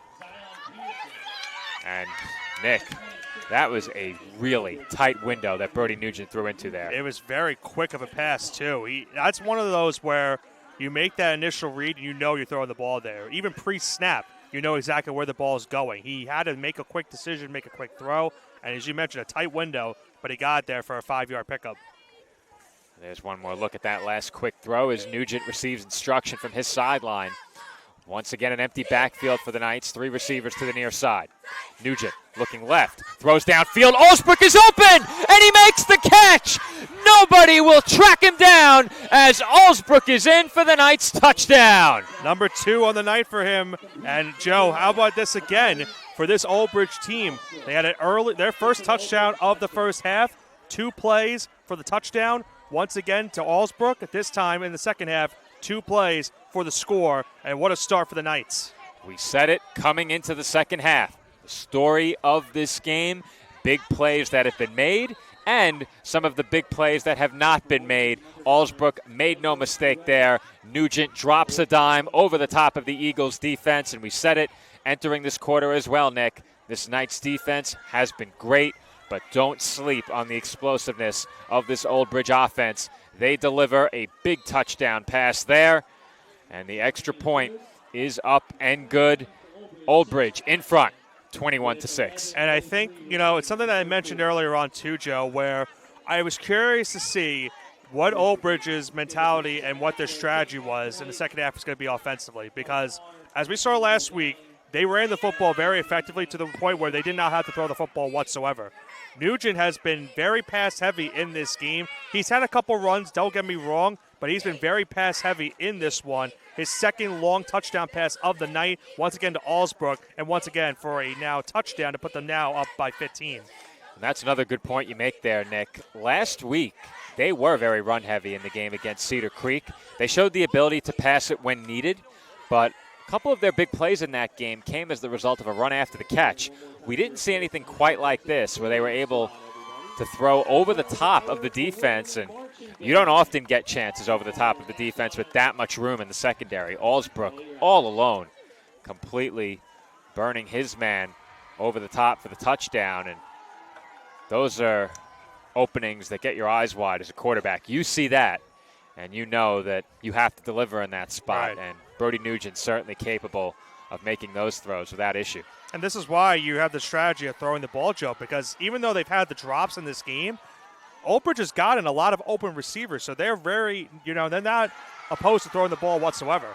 Davis Jones on the return here, has good blocking. He's working toward the sideline, still going, and finally brought down at midfield. Dion Davis Jones with a big run back on the kickoff, and with that, Edison is set up at the Old Bridge 49-yard line. Well, you got the sense there, Joe, that Edison needed some kind of spark to get this this stadium back into this game. Now down by 15, a nice return. got past midfield. It looks like he's just at the Old Bridge 49-yard line to start the first possession of this second half now for Edison. And Joe, we saw how they started this game with a trick play touchdown. Do they try some trickery here to start the second half as well? Well, I think what that return does for you is it allows you the option to keep the ball on the ground and pound the rock, because I think if you end up backed up inside your own 20, the temptation is to try and air it out and get within a score quickly. And Old Bridge, they're going to lose some yards as we there, suspected, Nick, I don't think the Knights are going to let them run the football. They think they've recovered a fumble, and the whistle is blowing. That is not a fumble. 3-yard loss on the play. Yeah, and we knew that Old Bridge's defensive strategy was going to be try to stop the run, because that was a backbreaker for them in the first half. They really struggled, it looks like, for the most part of that half, stopping the run, and they did it immediately right there on that outside handoff. Loss of about, it looks like maybe 3 yards, maybe 4 on the play, but a good start defensively for this Knights defense here in this second half. It's now 2nd and long. Well, a hole to work out of here for Edison offensively. The good news is they still have good field position. You'd hate to squander it here as they toss it in the backfield. That play doesn't go very far. Perhaps they got back to the original line of scrimmage, maybe just short of it. I think they're just a yard shy of it, so it's going to be 3rd and about 11. 3rd and long here, and if you're Edison, I think you'd have to pick up maybe 5 or 6 to think about it. I think they're going to go screen pass here, Joe, to the running back. That's what I think is going to be the play here. Now, do you think Old Bridge is on high alert for that after the play early in the game? Do you think there's a chance for it to work? I think they're going to be on high alert regardless. If it doesn't go towards the running back, look towards maybe Garland, who's been very active in the receiving game, to be the guy they go to on this play. It's a shotgun set, or perhaps a pistol. Looks like a pistol set, in fact. They'll fake the handoff. Toth rolling to his right, throws into heavy coverage, and nobody home there. That could have ended far worse than that. Now, was anyone on that Knights defense fooled by the play fake? Not really. I think they were expecting some type of a trick play, whether that be play action or not. And initially, I thought maybe they would go towards a screen on that play to try to get the yardage and at least make it a 4th and more manageable where you could go for it. Now on 4th and long, you're at the 49. I would be inclined that they're probably going to punt the ball here. I don't think you can really go for it in the spot. I think you have to punt here. It's 4th and 11. Toth is back there to punt. And he's looking to throw. It's complete. Man open. And that is going to go for a first down and more. Big hurdle on the play by Robert Roma. And Nick, if you're Old Bridge, that is far too easy. Put that one on a highlight reel for Roma right there. And you said it. You know, you had Toth back there as the punter. He's seen a couple punts away from him. Quick throw to the outside. Found Roma. Got away from one tackle. Look at the hurdle right there to get the first down, get some extra yardage. And a big play to once again bring up some life into this crowd here at Edison. And they had a chance to get him. Didn't see who it was that had the opportunity for Old Bridge there, but making that man miss is what afforded Roma the first down. And now the Eagles are in business. 8:41 to go, 3rd quarter. And they will hand off on first down. Not much room there for Dudley.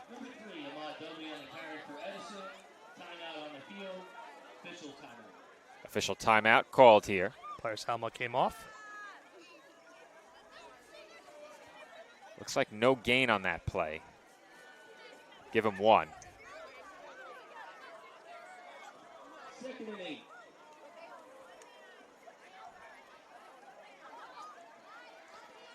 Officially a 2nd and 8. They just get more and more generous as we go, Nick. Get those extra yardage as they go with the inside handoff to Garland here. And Garland finds an opening and picks up a few on that play. Looks like he got 3 or 4. Well, I mentioned you got to throw sometimes those weird plays when you're set up in the offensive style. We've seen Garland a bunch of times tonight set up in the backfield. even though he's listed as a wide receiver on this team, and he's had a couple carries in this game. Nice gain right there. Makes it third and a manageable 5 yards here for Edison, and what more than likely is going to be 4-down territory. Unless you take a huge loss here, and even if you do, I think you're going for it no matter what. It's a pistol set once again. Tothin at quarterback. He's looking to throw. Fires left, incomplete. Really tight window along the sideline. He was looking for Garland. Good coverage on that play by number 42, Tommy Kassoff. Yeah, good coverage right there. A tight window, as you mentioned. And Garland almost got the catch. I don't know if it maybe he just got a mishandling Too much of traffic, the catch. and it was tight. Yeah. The coverage was tight. Plus, exactly where you were on the field as well. You're also trying to think about trying to get your feet in bounds, and not an easy play for Garland there. It's now 4th and 5. And, Joe, we've already seen once in this game they got a first down via neutral zone infraction. If you're Old Bridge, you cannot afford another one right here. 7:20 to go. They hand it off on 4th, and absolutely no running room afforded by the Knights. And once again, the Old Bridge defense finds a way off the field with Edison possessing the ball in Knights territory. And I'm not sure, Joe, if there was maybe some confusion on that play. It looked like maybe a counter type of run right there that was called by this Edison offense, but it was not fooled whatsoever, that being the Knights defense. They read it perfectly. It looks like they got a loss on the play regardless. It's a 4th down, turnover on downs, and we'll now have the Knights offense coming back to the field. Well, as the Knights offense makes their way back onto the field in the midst of this change of possession, we'd once again like to thank our proud sponsor, the Candied Ham Softball Program. They are a proud sponsor of Old Bridge Knights High School football. Check them out at CandiedHam_official.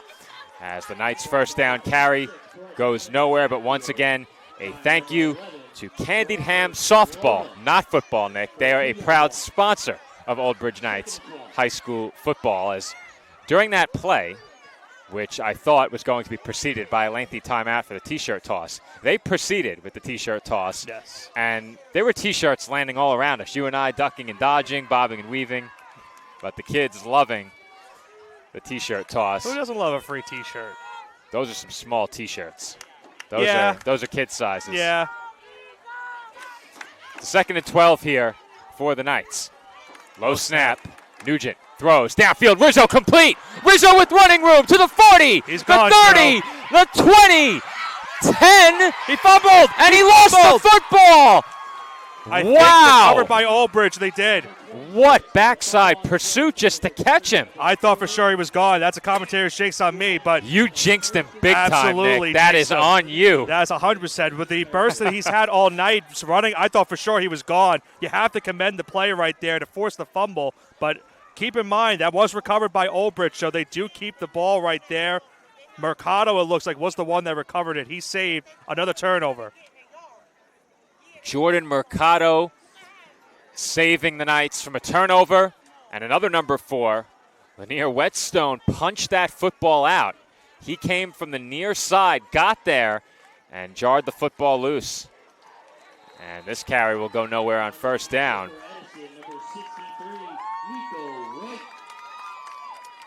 It's Griffin Nugent on the carry right there. 2nd down and about 12 coming up here. But, Nick, we've spoken about it already. The big plays that have been made, it looked like that was one of them. It almost turned into yet another miscue and a big play that wasn't. It got almost to the point where I think the Old Bridge fans would have advocated for me to get off the call. Yeah. Recovered. Rizzo, I thought for sure was gone as well. As Nugent fakes the handoff there, keeps it, carries, and he's in for 6 more. Brody Nugent. He's certainly gone. He is gone. You are not going to catch him as he accelerates through the hole. And Old Bridge extends their lead to 21 points. They now lead it 27-6. It's just so tough, Joe, with the amount of playmakers that are on this team, being anyone in this New Jersey division, where you're trying to stop this offense. And you saw Rizzo with a big run earlier. Allsburg had himself a touchdown earlier in this half. And Nugent just using his legs once again to create a play, gets the touchdown with ease to put his team now up by 3 possessions here in this third quarter. Extra point up and good for Brody Nugent. Or I should say for Michael Fioretto. It is Nugent with the touchdown. Now we're having an audio issue, Nick. I've lost audio in my headset. Yeah, we are still good on the air. I have no idea what's been going on with our audio in the headsets for you and I, but we've had an issue with it throughout the night. Trying to figure out exactly why, but it has been a problem. And right now, I do not have any volume in my headset. It's coming and going, it seems. Yeah, it's been going on and off. Now, I know you are not a fan of the Philadelphia Eagles, but this chant from the Edison varsity cheerleaders is very reminiscent of a chant that I know you're not a fan I don't of. know what you get. I don't know what you're talking about, Joe. Not familiar with it. They were a few syllables short of E-A-G-L-E-S, Eagles. Oh, okay. It's weird because I went to a high school this team name was the Eagles too, so it always felt weird saying, let's go Eagles, and I'm like, I kind of don't like a team that's named the Eagles That is true. too. That is true. It's tough. It's tough. You're an alum of St. Peter's High School. Yep. At least you had a majestic bird. Where I came from at Staten Island Technical High School, we were the Seagulls. Not very majestic. So you had a seagull as the logo too? That was the mascot. That was the mascot? The Seagulls, yeah. The MSIT Seagulls. Interesting. I think it was the Seagulls anyway. You're just taking a guess. Man, look it up for me, Nick. As we have another nice return here got for some the room on the Eagles outside. with blocking ahead along the sideline. And finally wrestled out of bounds was the return man. That's number 9. Well, at least I thought it was number 9. That is not who was announced as the return man, Nick. They announced number 8, Darren Torado. I thought that was number 9, so perhaps I was mistaken. They would know better than me. Are we the Seagulls? We are. All right, I'm vindicated. It's not a bad looking logo. It is a nice logo. That was not the logo when I was there. Okay, so they rebranded it somewhat. Yes, definitely rebranded. Got it. They returfed, rebranded. That building looks a lot different from when I was roaming the halls 15 years ago. Hard to believe it's been that long. Yeah. First down, Edison in good field position once again. They line up in the pistol and will hand off on first down. Whetstone up the middle. And he does not have much. And Nick, here in the second half, there just haven't been holes in the running game. Yeah, just similar, not what happened the first half. We saw a lot of holes being made by this offensive line, but this Old Bridge defense has done a good job of now clogging that lane and making sure that there's not any running room. And now they're starting to win, as I like the term, the battle in the trenches here to start the second half. I think if you're Old Bridge, the objective in the second half was to force Edison to throw on third down and then fourth down if it gets that far. Don't allow them to hand it off on first and second and pick up big chunks of yardage. And this Eagles offense leaning so heavily on the running game during the first drive of this third quarter that they ran it on fourth down. And it was a 4th and 5. Yeah. They line up in the pistol once again here. Second down and about 8. Pressure once again. Toth lays it out. Nearly picked. Oh. Toth had the wherewithal to at least extend the play. He was in a lot of pressure in the backfield, but threw into double coverage and almost got intercepted on that one. Thankfully for his team, that was not the case. It's now 3rd and about 8. Well, I think it goes without saying the rest of the way it's going to be 4-down territory for Edison on this side of the 50 as we have a player down. Can't get a look at who it is from our perspective.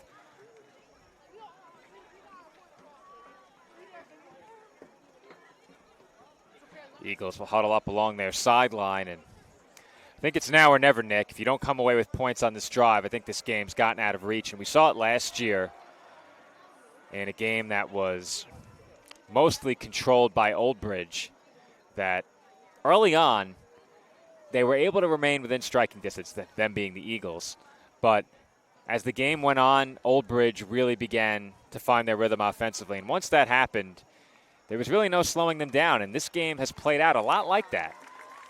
Yeah, and it was one where the Edison offense, started to get a little bit more of a rhythm in the second half. That first half, they got on some good drives against the Knights defense. But as I mentioned, they had a couple of plays where fourth down conversions, they try to go for it in Knights territory, weren't able to get it, and that put them in a spot where they were already down 7, then they went down 14, and then it got to a 21-point lead at halftime. So that game got away from them early in that one. They still lost, I believe 31-13 was the final on that one, and now they're in a position here where 3rd and 8, they can really use it. Toth looking to throw, rolling right, throws to a wide open receiver along the sideline. That's complete for a first down and more. Pivoting and turning upfield following that reception was Robert Roma. Another big play for Roma. And that is a first down the Eagles had to have. Yeah, and good job by Toth once again, Joe. He extended the play, made sure to get enough time to find that open receiver, and you mentioned it. He was wide open on towards that Old Bridge sideline, gets the first down, and gives his team now a chance as they're inside the red zone. You score here and convert, I think you're right back in it, Nick. Your defense early in this game, especially in the first half, showed they are capable of stringing together some stops. They nearly forced the turnover in this third quarter, but they have to find a way to plug the leaks in the secondary. A lot of big plays for Old Bridge. Adding up here as they'll try and set up a screen, and they won't get a throw off. Down goes Toth. He had nowhere to go with the football and couldn't throw it away either. There was no receiver for him to throw that ball in the direction of, and that is a big, big loss on first down. Yeah, it's a huge one right there, Joe, because it looked like the initial read was going towards the running back. He held it, then looked towards the middle of the field, held it again, and then he got brought down for a huge loss. Looks like he lost 15 on the play, and it's second and very long. Here's another look. You know what? I don't think they were setting up a screen, Nick. I think they just got run through by the defensive line of Old Bridge, for lack of a better term. Really tough to tell from our lower perspective, but it did look like the play ended with 3 men on the line as Toth throws into traffic, and that one is off the helmet of Dion Davis-Jones. 3rd and 25 coming up. Well, of course, Joe, on 3rd and 25, you would love to get a first down this play, but I think the goal for Edison is you got to get at least half of these yards, or at least something, to where 4th down could be more manageable for you to try to extend this drive. I think the bind you're in now is that you backed up so far that you're not really going to have much leeway to get into field goal range without picking up a first down. Maybe if you get 10, 15, you're in that safe field goal range and can kick it. But does a kick really do you much good? Probably not. It makes it a 19-point game. And I don't think it does. I think if you get to within that range, you probably go for it. As Toth will look to throw here, and he sends that one over the head of his intended target, Roma. And Roma's now limping, hobbling towards the sideline. What do you do here, Nick? I think you have to punt it. Yeah, I don't know. 4th and 25. I think I don't know, Joe. I think they might go for it. I think there's a chance. I think it's one of those where even if you were to turn the ball over, it's basically somewhat a punt. I think you have a better chance of scoring on the back of your defense than you do converting a 4th and 25. That's my logic. So if I have a better chance to score on defense, I'm trying to pin them back. But there's only 2:05 remaining here in the third, and time is slipping away quickly. It looks like they're going to go, though. Toth looking to throw, pressure coming. He airs it out up the field, complete. But, Nick, that's not even close. Yeah, I mean, he just didn't have enough time in the pocket, Joe. It was pretty much an all-out blitz right there from the Knights defense. They gave him no time to make a read down the field. He had to throw it up immediately, and he got the completion, but as you mentioned, nowhere near the first down marker, and it's another turnover on downs for this Edison offense. I think you know that you're probably going to face pressure in that spot. The defense doesn't want to allow you the time to throw it down the field. Knowing that, I think it lends itself even more to punting.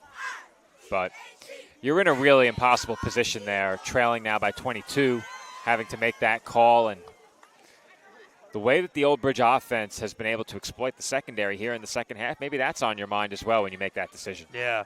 And now Edison, I mean, you're at the spot where you're down 22. There's a minute 59 to go in the third quarter. A quick stop would do you a lot of, would definitely help you right now. But you got to believe that Old Bridge is going to try to milk some clock here on this drive and try to put this game on ice. Running room for Rizzo here. He's still going, and he has a first down. Tackled at the Old Bridge 36-yard line. And if Rizzo can continue to pile up big gains on the ground like that and pick up chunks on early downs, it's going to be tough just to get the football back if you're Edison, because here in the second half, Old Bridge has really done a lot well. I think the lone blemish was the fumble, and they didn't lose that fumble. So I think that helps erase it from memory just a bit more. Low snap, handled by Nugent. And he airs it out downfield again. Open man, and it is dropped by Chiarella. And, Nick, that's his second big drop in this game. Yeah, and another one where Nugent put it right on the money. He had his receiver, it hit his hands, and this got to be one that's got to be caught. We saw last night in the NFL game that played a big factor. A couple big drops, and that one cost the Cowboys. And thankfully for the Knights, it hasn't cost them this game. Last night was a night to forget for CeeDee Lamb. Yes. Those games are always weird for me because there's always a winner, and I can't tell if I would rather have the Eagles win or the Cowboys win. Yeah, it's tough as a Giants fan. It's never easy to figure out which one would be worse. Allsbrook in motion pre-snap, but a flag comes out from the secondary. Probably going to be a false start on the offense. Back up Old Bridge 5 yards here, 2nd and 15. Well, the good news, Nick, is that since about midway through the second quarter, our internet has not faltered. That's a first. Let's keep it that way. For this facility. We've probably broadcasted from here at least 5 or 6 times, and the internet just struggles, even with a 4 or 5 bar hotspot connection. It is an uphill battle. It has certainly been a trooper tonight. It's made its way all the way here to the third quarter. They'll send Allsbrook in motion again and hand off to him. No running room, and he's met by 5, maybe 6 Eagles before he's driven backwards. Trying to get that little jet sweep play type. And just nothing there. Lost a couple yardage. And third and very long out coming here for the Knights.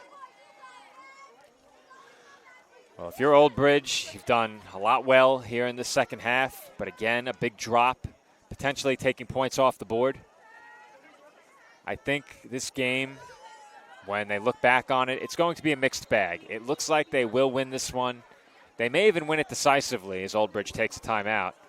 But I think even if you win this game by 4 scores or perhaps more, you're going to look back at this one as the Knights coaching staff and ask yourself what could have been, because I think if you look at the plays that haven't been made by Old Bridge tonight, combined with the plays they have made, you can fairly make the case they should be ahead by 4 or 5 scores. Yeah, you certainly could make that case. We saw a drop touchdown in the end zone. We saw a drop 4th and very long. And there's just been a couple drops a drop in this on game. this drive. A drop in this drive as well. A That's drop true. on a swing pass that would have went for a big gain. Yep. The fumble. Yeah. And almost another fumble, too, on the Rizzo play as well. But I think despite that all happening, to be up by this many points and having a chance, if you are able to convert this 3rd and long, maybe extend the drive and get more points, you're definitely upset that you couldn't have gotten more points earlier in this game, but you have to be very excited with what you've done here in the second half so far. 3rd and 16. We have it at 3rd and 17. Nugent, clean pocket, steps forward, throws short, and I think Allsbrook reeled that in. No, he did not. Thought maybe he pulled it in with one hand, lost it on the way down. 4th down coming up. Well, the good news, if you're Edison there, is that a couple of the plays on that drive went for incomplete passes. So effectively, Old Bridge only took about 1:20 off the clock.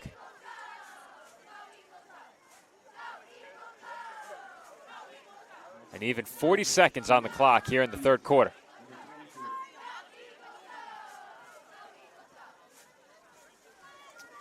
Nugent not in as the punter this time. Once again, it is Tomas Santos.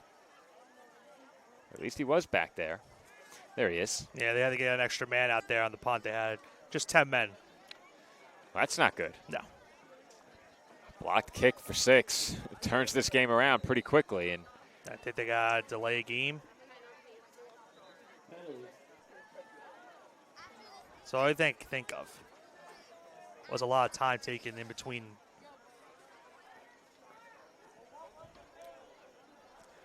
The officials discuss it and we wait. Although it would be pretty more decisive if it was delay a game, so maybe that wasn't the call. Sometimes if there isn't a play clock on the field, you get extra grace. And we saw an instance. It's a neutral zone on Edison. 4th and 12 now. We saw an instance last week where there was a clock issue and both sidelines not happy.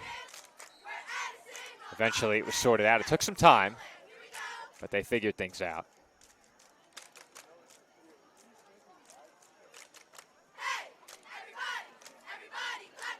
Santos has it. Another high kick up into the lights. And it takes a good Knights bounce right at midfield. It rolls all the way down toward the 30-yard line. And it is touchdown at the 31. Yeah, I almost lost that one for a second. I did lose it. I found it again, but I lost it first. Well, so another beats football on Friday night lights, as they like to call it. Always a good spectacle to see a night game for football. And good crowd here in Edison for this contest between these two teams. If it wasn't now or never on the last drive for Edison, I think now is that time, Nick. They need points. 28 seconds to go here in the third quarter. And if they're going to have any chance, they have to score on this drive.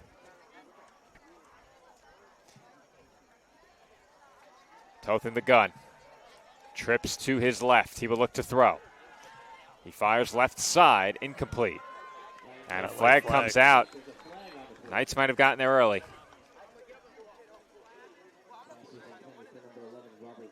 I would tend to agree. I think that is going to be the call. Usually we see that in the secondary. There's a deep pass interference on the Knights defense. There's one more look at it, and I think they got that one right.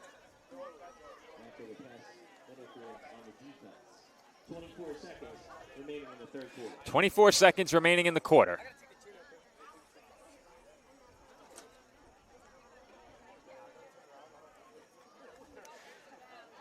The ball is spotted at the Eagles' 47-yard line, so that's a good start to the drive. You'll take that. I didn't think they threw that far down the field, Nick. They started at the 31. That was a 16-yard pass. They gave it it's a 15-yard penalty regardless? Penalty, yeah. Wow. Low snap there. And not much running room on that play. Yeah, it wasn't a spot foul, so they gave it the 15-yarder on that one. Michael Florentino got that last carry. That'll be the last play of the third quarter. It will be a 2nd down and 10 when we begin the fourth. Our score through 3. Old Bridge 28, Edison 6. And Nick, we will stay right here at the end of 3 from Edison. A lot of good for Old Bridge in this game. Let's talk a bit about that. What has really impressed you about this night's performance tonight? You have to really like what they've done defensively here in the second half. First half, not that their defense was bad in the first half. There were a couple running plays where they allowed some open holes to get Edison some big rushing yards, excuse me. Their second half defense has been impeccable to the point where they haven't been able to run the football, that being Edison, so they forced them to throw the football, and they really haven't been able to throw the football effectively, unfortunately, that being for the Eagles. So Old Bridge defensively has done a great job in the second half of exploiting that. Meanwhile, on the offensive side of things, they really opened up the passing game to an extent here in the second half. 2 plays into the half, they got a touchdown pass. Nugent got a rushing touchdown as well to extend this lead to where it's currently at. So we've seen a bunch of what Old Bridge has been doing best this last year and a half. You know, defense has been playing good. Nugent making plays with his legs, and Nugent having that arm capability to make big plays down the field and getting his team a chance to win these games.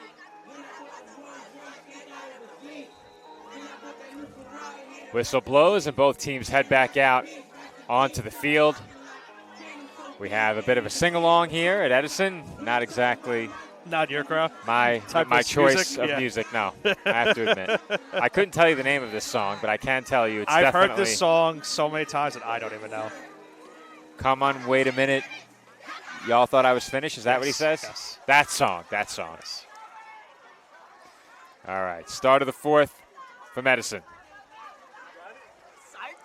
It's a handoff up the middle, and cut down low was the ball carrier. That was Florentino again. Michael Florentino on the carry. He was upended after a gain of about 7. 3rd and 4.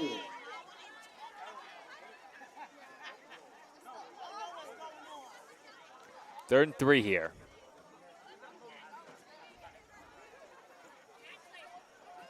Clock winding down toward 11 minutes remaining in this fourth quarter. Of course, it'll be 4-down territory no matter what for Edison. And they keep it on the ground. Florentino, no running room. He stopped at the line of scrimmage.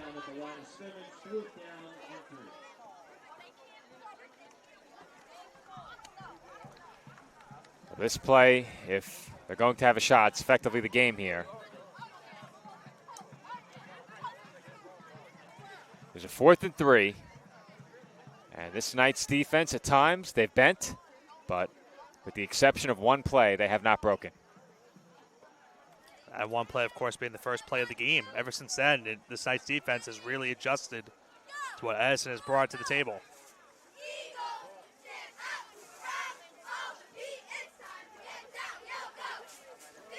The look to throw on 4th. Toth in trouble, breaks away from one tackler, throws in the grasp of another, and completes for a first down. I am very shocked that he was able to get that pass off, Joe. He was under so much duress, and he somehow got the throw, and not only that, as you mentioned, he got the first down too. Well, he broke a tackle and then throws this one from within the grasp. That's a really impressive play by the Edison signal caller. Timeout is called, as I think they're going to have the substitution for a helmet change. Toth, a 6-foot, 195-pound junior, by no means an easy tackle in the offensive backfield. I don't think I reached 195 pounds until I was at least 30 years old. I was nowhere near that in high school. As they look to run, there's a nice gain for Florentino on the ground. Looks like he is about 3, maybe. It looks like about 3 yards away from the first down marker. Good run right there to start on that first down to make it second. It looks like about 2, so they gave him 8 on the play. They're generous, Nick. You and I, not so much, apparently. Sometimes we're strict. We have to stick to our guns. We have 2nd and 3. Yeah. Edison has kept the ball almost exclusively on the ground here in the second half. And they'll do so again right here. Broken tackles. And I think a first down as well. Ahmad Dudley with a nice carry. 1st and 10.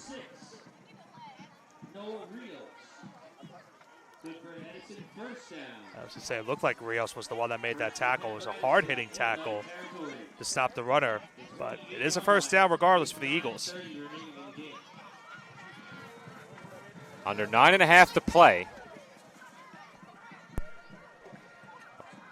Edison continuing this drive.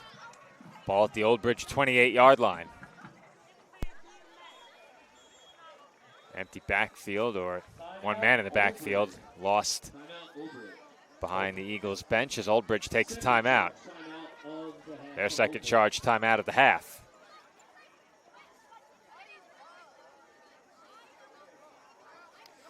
And, you know, obviously, Joe, while Edison is driving the ball here, I think the one negative right now, of course, is the clock. They have 9 minutes left in this fourth quarter, and you're down 3 touchdowns. So you obviously are happy that you're moving the ball a little bit right now, but you got to find a way to get down the field quickly because there's not going to be enough time for them to get back into this game. Well, looking at the play calling on this drive, Nick, keeping the ball on the ground as much as they have, I'm not sure this possession is as much about getting back in this game and chipping away at the deficit as it is establishing an identity for your football team early in the season and coming away from this one with some confidence, because they have run the ball well tonight overall. They've run the ball well. I think what's hurt them is that they've looked to feature the run so heavily that Old Bridge has decided you are not beating us on the ground. And they've still managed to find some holes, even with the Knights playing the defense with that mentality. But I think at this point in the game, Old Bridge is content to allow that. So you have to take what you see in terms of the ground game on this drive with a grain of salt. They'll look to throw here. Toth pump fakes, rolls to his right, running out of time, breaks away from one tackler, but goes down hard behind the line of scrimmage. Almost got back to the original line of scrimmage. Looks like he lost 4 yards in the play. 2nd and 14 now. That's been the story, too. When they try to throw the ball, that being Edison, these last couple of throws, they really haven't had enough time in the pocket. Well, when you look at the pressure here, as soon as he steps up, there's just nowhere to go, and Dudley gets the carry there. It's a short gain. Got back to the original line of scrimmage, so it's going to be 3rd and 10. Maybe 3rd and 11. Now you're the generous one, I Nick. was generous on that one. 3rd and 11. And I think that's something else that Old Bridge does really well, going back to that sack. They're very disciplined in their rushing lanes. They don't lose contain on the opposing quarterback very often. And if the quarterback steps up through the pocket, those interior linemen do a great job to make sure there's no running room, as that pass is complete. Ryan Toth's pass is complete to Robert Roma. Roma with the reception. Out of bounds. Looks like he got about 7 on that play. It looks like he got about half of that yardage back. So 4th and 5 coming up here for the Eagles, and it's pretty much the ball game right here, Joe. Well, they've shown a bit more in the passing game here in the second half than they did in the first half. I think part of that has been out of necessity, but when given time, Toth has shown he can find open receivers and fit the ball into some tight windows. I think his best opportunity came on the run behind the line of scrimmage, airing it out down the field. Just didn't have enough arm to hit his man deep. That was earlier in the game. He'll look to throw here on 4th. He steps up, delivers downfield, incomplete. That one too high. He took another shot, too, Joe, in the backfield. And Davis Jones, the intended receiver, and the Knights will take over. Here's one more look at that last play. Toth, to his credit, has been the best night for this Edison offense, but Toth has still been able to stay into this game. He's taken a couple of big shots from this Knights defense, and that another turnover on downs will give Old Bridge the football back with 7:45 left, as they'll look to run some of the ball right here, get some clock off, and try to get out of here with the win and go to 2-0. Things looking good for Old Bridge in terms of a victory. I think at this point, it's probably all but a certainty, though you and I know better, right, Nick? That's true. I think the way the clock moves in the high school game, it is much more difficult to erase a multi-score deficit late in the game. Yeah, especially with, no 2-minute warning as well. That won't stop the clock. And you, of course, have the 3 timeouts.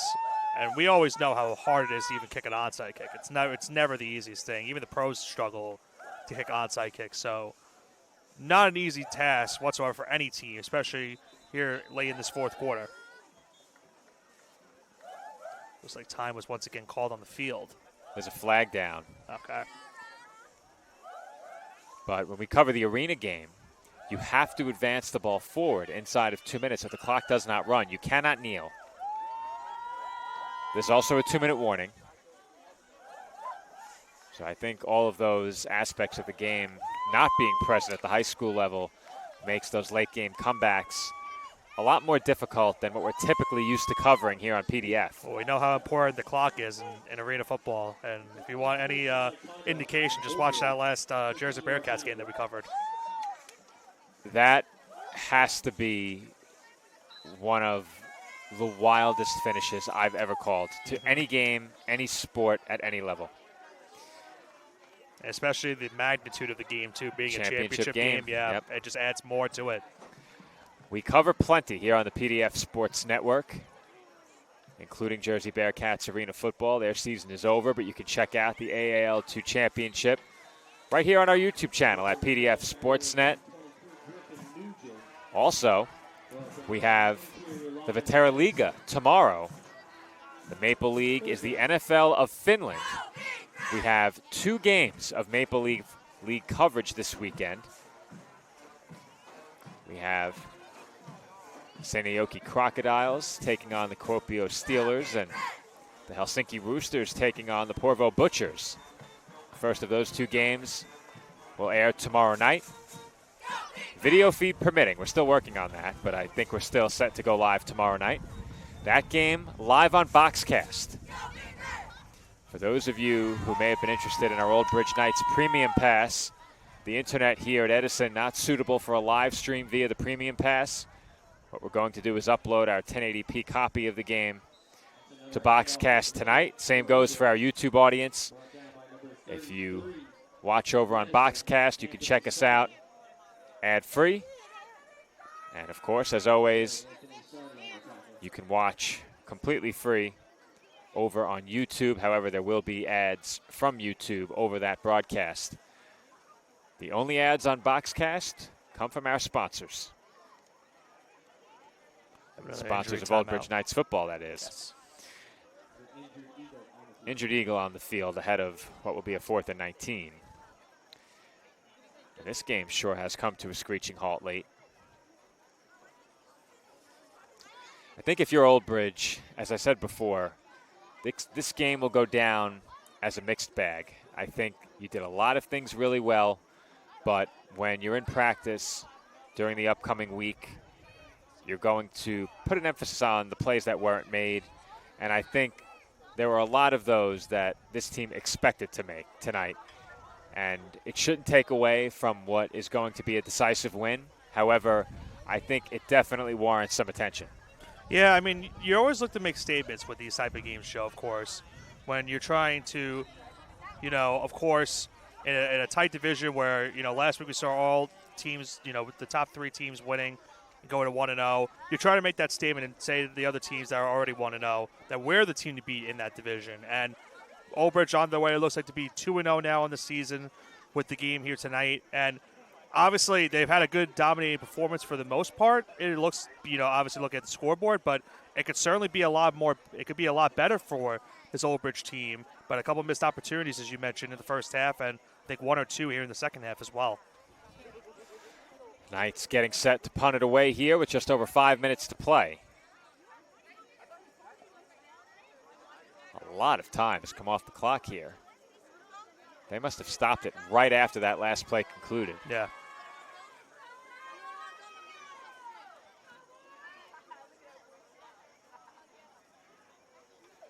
And I think, Nick, close to 40 seconds have come off the clock. They started running the clock at, I believe, 5:38. Didn't the clock stop at almost 5:30? I thought so. I thought so as well. The clock is still running.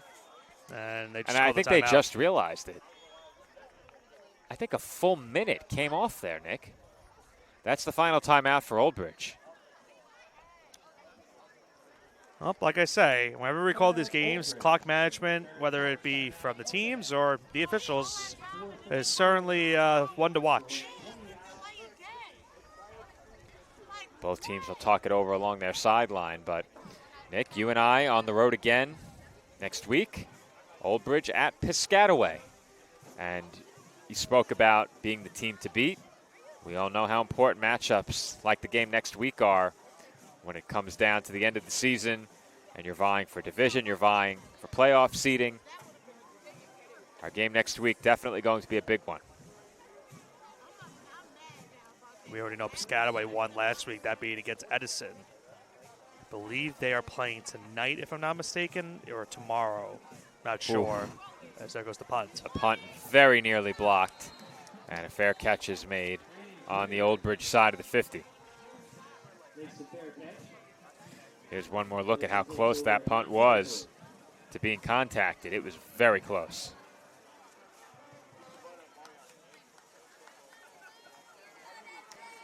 Special teams have had their fingerprints on this game tonight, specifically early on, with a muffed snap or a low snap, however you choose to describe it, on the Edison punt. And that set up the first night's touchdown, and from there it's been all Old Bridge. There was a flag, by the way, too, on the field, Joe. I think it was on Nick, Old Bridge. They announced first down Old Bridge just now. They ran to the punter. It's a roughing, automatic first down. You're right. You mentioned that it was almost blocked, and they did. And you're right, it was almost blocked. But at the other side of things, they ran into him. Let's get a look. I didn't see that flag until it was announced. Do we see it on the replay is the question. We will.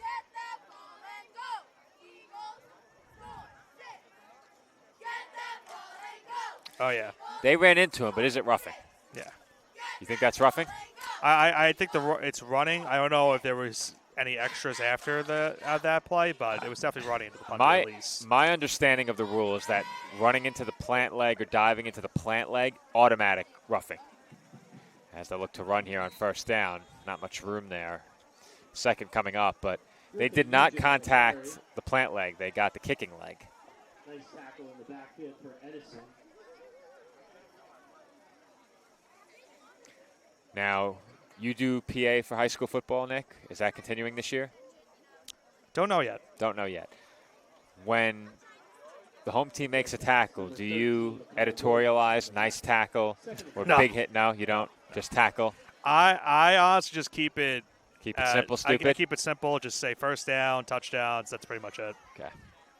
Not try to make it any more difficult on myself by doing any extracurriculars like that. Well, you have a lot of PA experience where you and I come from at the College of Staten Island. Yep. Season opener tomorrow for us. Another run for Old Bridge here, and nothing gained on second down. Yeah. Yeah, very busy weekend for us. I have that tomorrow, then I will be in the Meadowlands on Sunday for Jets season opener. Question is, how full will the Meadowlands be? They've been begging me to buy season tickets. I think it will be a good capacity because you got to keep in mind the Steelers travel well. Yep. Of course, obviously the storyline with Rodgers and Fields and everything. So I think it's going to be a very high capacity game for that one. That is true. They did swap quarterbacks. Yeah. Though, would you consider it a swap if Russell Wilson's on the Giants? Are you happy about that? I don't know yet. Ask me in 3 weeks. Okay. Because if not, then they'll just start Jackson Is he starting in week 4? If they start 0-3 now. I don't think they'll start 0-3. And I've been of that notion because if you start 0-3, then you're talking about head coaching getting fired. You need to get Jackson Dart in there to save your job. So that's why I feel like the earliest it could be is week 4. Okay. Hopefully they don't start 0-3 because I don't know if I can handle another 0-3 start. Yeah, that'd be tough on the fans of Big Blue. Tough schedule, though, this year, so it's not going to be easy. Who do they have the first 3 weeks? I know they have Washington. I know the Chiefs is week 3. I'm trying to remember the week 2 game. Could be 0-3. I don't think it's the Eagles, but I thought it was the Eagles. Well, you have 2 games that they'll be heavily unfavored, though they seem to play Washington pretty close. We always usually split with Washington. I think last year was the first year in a while where we didn't split with them.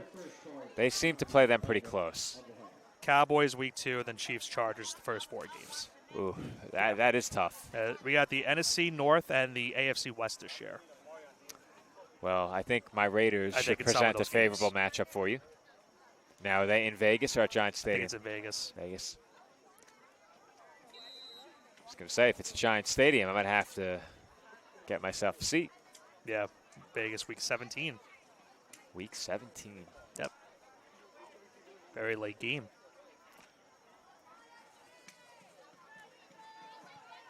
And again, Santos went down. They almost did it again. He kind of slid down almost to avoid the contact. Honestly, Nick, our angle is not good, but I thought if there was going to be a roughing call, it might have been on that one. Yeah. Let's get a look. I can't tell if he just fell down or he just slid to avoid the contact. He fell on his own. Yeah. He tripped. Now, had he not tripped, is that technically tripping, or did he? No, just, he tripped on his own. Oh, he did trip. Okay, I didn't he know. He lost the stability on his plant foot. I didn't know if he was trying to avoid the contact by just falling to the ground. Now, I'll tell you, if he didn't trip, there's a good chance he was going to be helped down to the turf again. So and there's a good chance that Old Bridge's offense would still be on the field. Yeah, definitely a chance. First down, Eagles. 2:29 to go. Rolling to his right, Wirtz, and almost picked. He was nearly picked.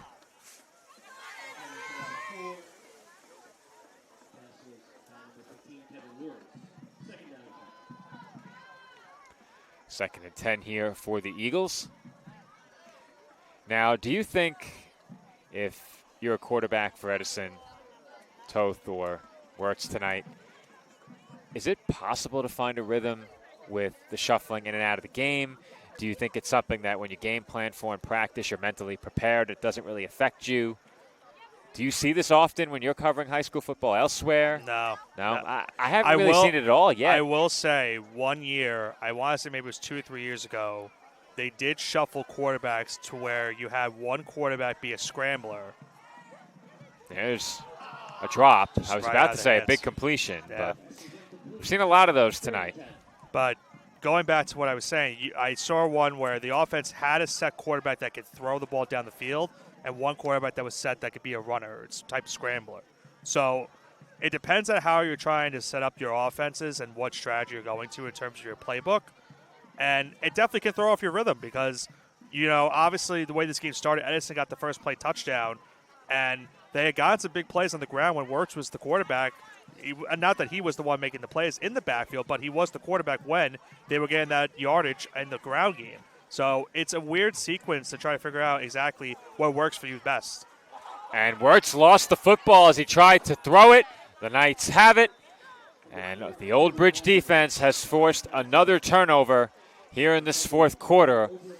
We'll see if perhaps the Knights take a knee and bring this game to its conclusion. Well, with 2:10 left, they're gonna. There wouldn't be enough time. You could take the knee if you move back a few steps, hold the ball. And take the knee. Yeah. You could do it. You could do it. And I think they will. Hopefully they do. I think. I'd hate to see any extracurricular. Yeah, that's it. That, yeah. I think when you run plays late in a game like this, if you're trying to run up the score, that opens the door keep for in mind, unwanted. I think a couple instances we did see Old Bridge do that last year. Run up the score, did they? I thought they ran some plays last year. Well, you have to keep in mind if your points for and allowed do factor in come the postseason. Yeah, tiebreakers are. Yeah, that's true. So, in that regard, you'd be wise to try and score here. And I think with that in mind, I have to take back what I said. They probably do try and score here. They have 2 minutes. They'll probably just run the ball. I don't think anything serious. Some reserves in there. And they'll keep up the middle. That was a really good fake. I think that was Gavin Flynn. And it was. Just tough for us, Nick. We've had to peer through the Edison bench all night. Yeah. And the spectators. Well, the occasional spectator. The occasional, not all. Has chosen their standing room very poorly. Yeah. They'll hand off this time on 2nd and 8. Well, Joe, I think let's look ahead to next week with that game against Piscataway. I mean, if you're looking at this at the Old Bridge side of things, you're going to go 2-0, and the biggest takeaway so far is that your defense has been playing so good throughout these first 2 games. Obviously, the offense played well tonight as well, but they're going to want to fix those mistakes going into that matchup with Piscataway next week. So, what exactly is Old Bridge looking to try to accomplish next week in terms of do they try the same strategy they did tonight in terms of the passing game, or do they go back to the running game a little bit more next week? Well, I think if you look at the game against Piscataway last year, it was a low-scoring game. You and I had that one, and there were, I believe, 2 kicks returned in that game for touchdowns by Piscataway. Now, was that the low-scoring game? I'd have to go back and look at my notes. I don't think it was that one because I remember. Yeah, there were 2 kick returns. It wasn't low-scoring. I remember there was the 2 kick returns. It wasn't there a fumble on a snap for Old Bridge that cost them the game? Yeah, I think they gave up a touchdown on special teams as well. Or at least. Or it went into the end zone for a safety. It set up a touchdown. Right. It was either safety or it set up a touchdown. Yeah, I had that in my notes for next week. As you mentioned, we cover so many games. You try to remember. Remember which. I would say, top memory. Moving forward, the rest of the year, I'll probably be covering 3 or 4 games on average per week. They're going for a field goal here, Joe. It's a long one. Fioretto. He's got the leg for it, but that one. Yeah, that's short and I think a bit wide. That's the last play of the game. That will do it. That is our final play of the game as the Knights attempt a field goal on the game's last play, but though they missed it, it does not put a damper on what was another dominant effort for this Knights squad against this Edison Eagles team. The Knights win it 28-6. They improved 2-0. They look to make it 3 straight next week on the road against Piscataway. And the Knights bringing in a very good fundamental, what they've started so far this season, Joe, on both sides of the ball. Offense has looked great outside of those couple drops in this game and the couple fumbles. They looked pretty good offensively tonight, but their defense has been the big story so far this season. After that first play touchdown that kicked off tonight's contest, they dominated pretty much straight from there forward. Probably the only thing they have to worry about is their rush defense. The rush defense was a little bit shaky in the first half. They improved it in the second half, but that's something to keep make a note of going into next week's matchup with Piscataway. Can their rush defense play a full 4 quarters good defensively to get them the victory to go 3-0? I think if you're going to have a shot against this Old Bridge defense, you have to be a well-balanced offense. You cannot allow them to stack the box against you, and you can't allow this pass rush to wreak havoc in the offensive backfield. We saw throughout this game tonight that when they get in, pressure burst pipes. It made it really tough on this Edison passing game. And then, of course, when you become one-dimensional, you're not going to be able to run the ball against this Knights defense. The special teams unit did their job forcing a turnover early. They were helped by the poor snap. And once again, the offense does enough alongside a very strong performance from the Edison defense. I think the lone blemishes in this game, Nick, are the big plays that were not made. Most of those came in the form of drops, very easily correctable. And if they do manage to correct those miscues entering next week, we could be looking at a 3-0 start for the Knights. And that's what it's perfectly what you just said right there. It's drops are easy fixes. That could easily be fixed for your team. So if you're Old Bridge, definitely, you're definitely thinking about those drops and what could have been for those drives, but those are stuff that you can fix going into next week and make sure that your offense scores more points than they did tonight. And despite the fact that they had all those drops, Joe, they still put up 28 points, which is nothing to be ashamed of. An impressive showing for the Old Bridge High School Knights on the road for the 2nd straight week. They defeat Edison by a score of 28-6. We are on the road next week in Piscataway. Once again, it will be Joe Foreman, myself, alongside Nick Bavona on the call. But until then, have a good night, everybody. Thank you again for watching. The Knights win it 28-6. They start 2-0. We'll see you back here on PDF next week as the Knights head to Piscataway.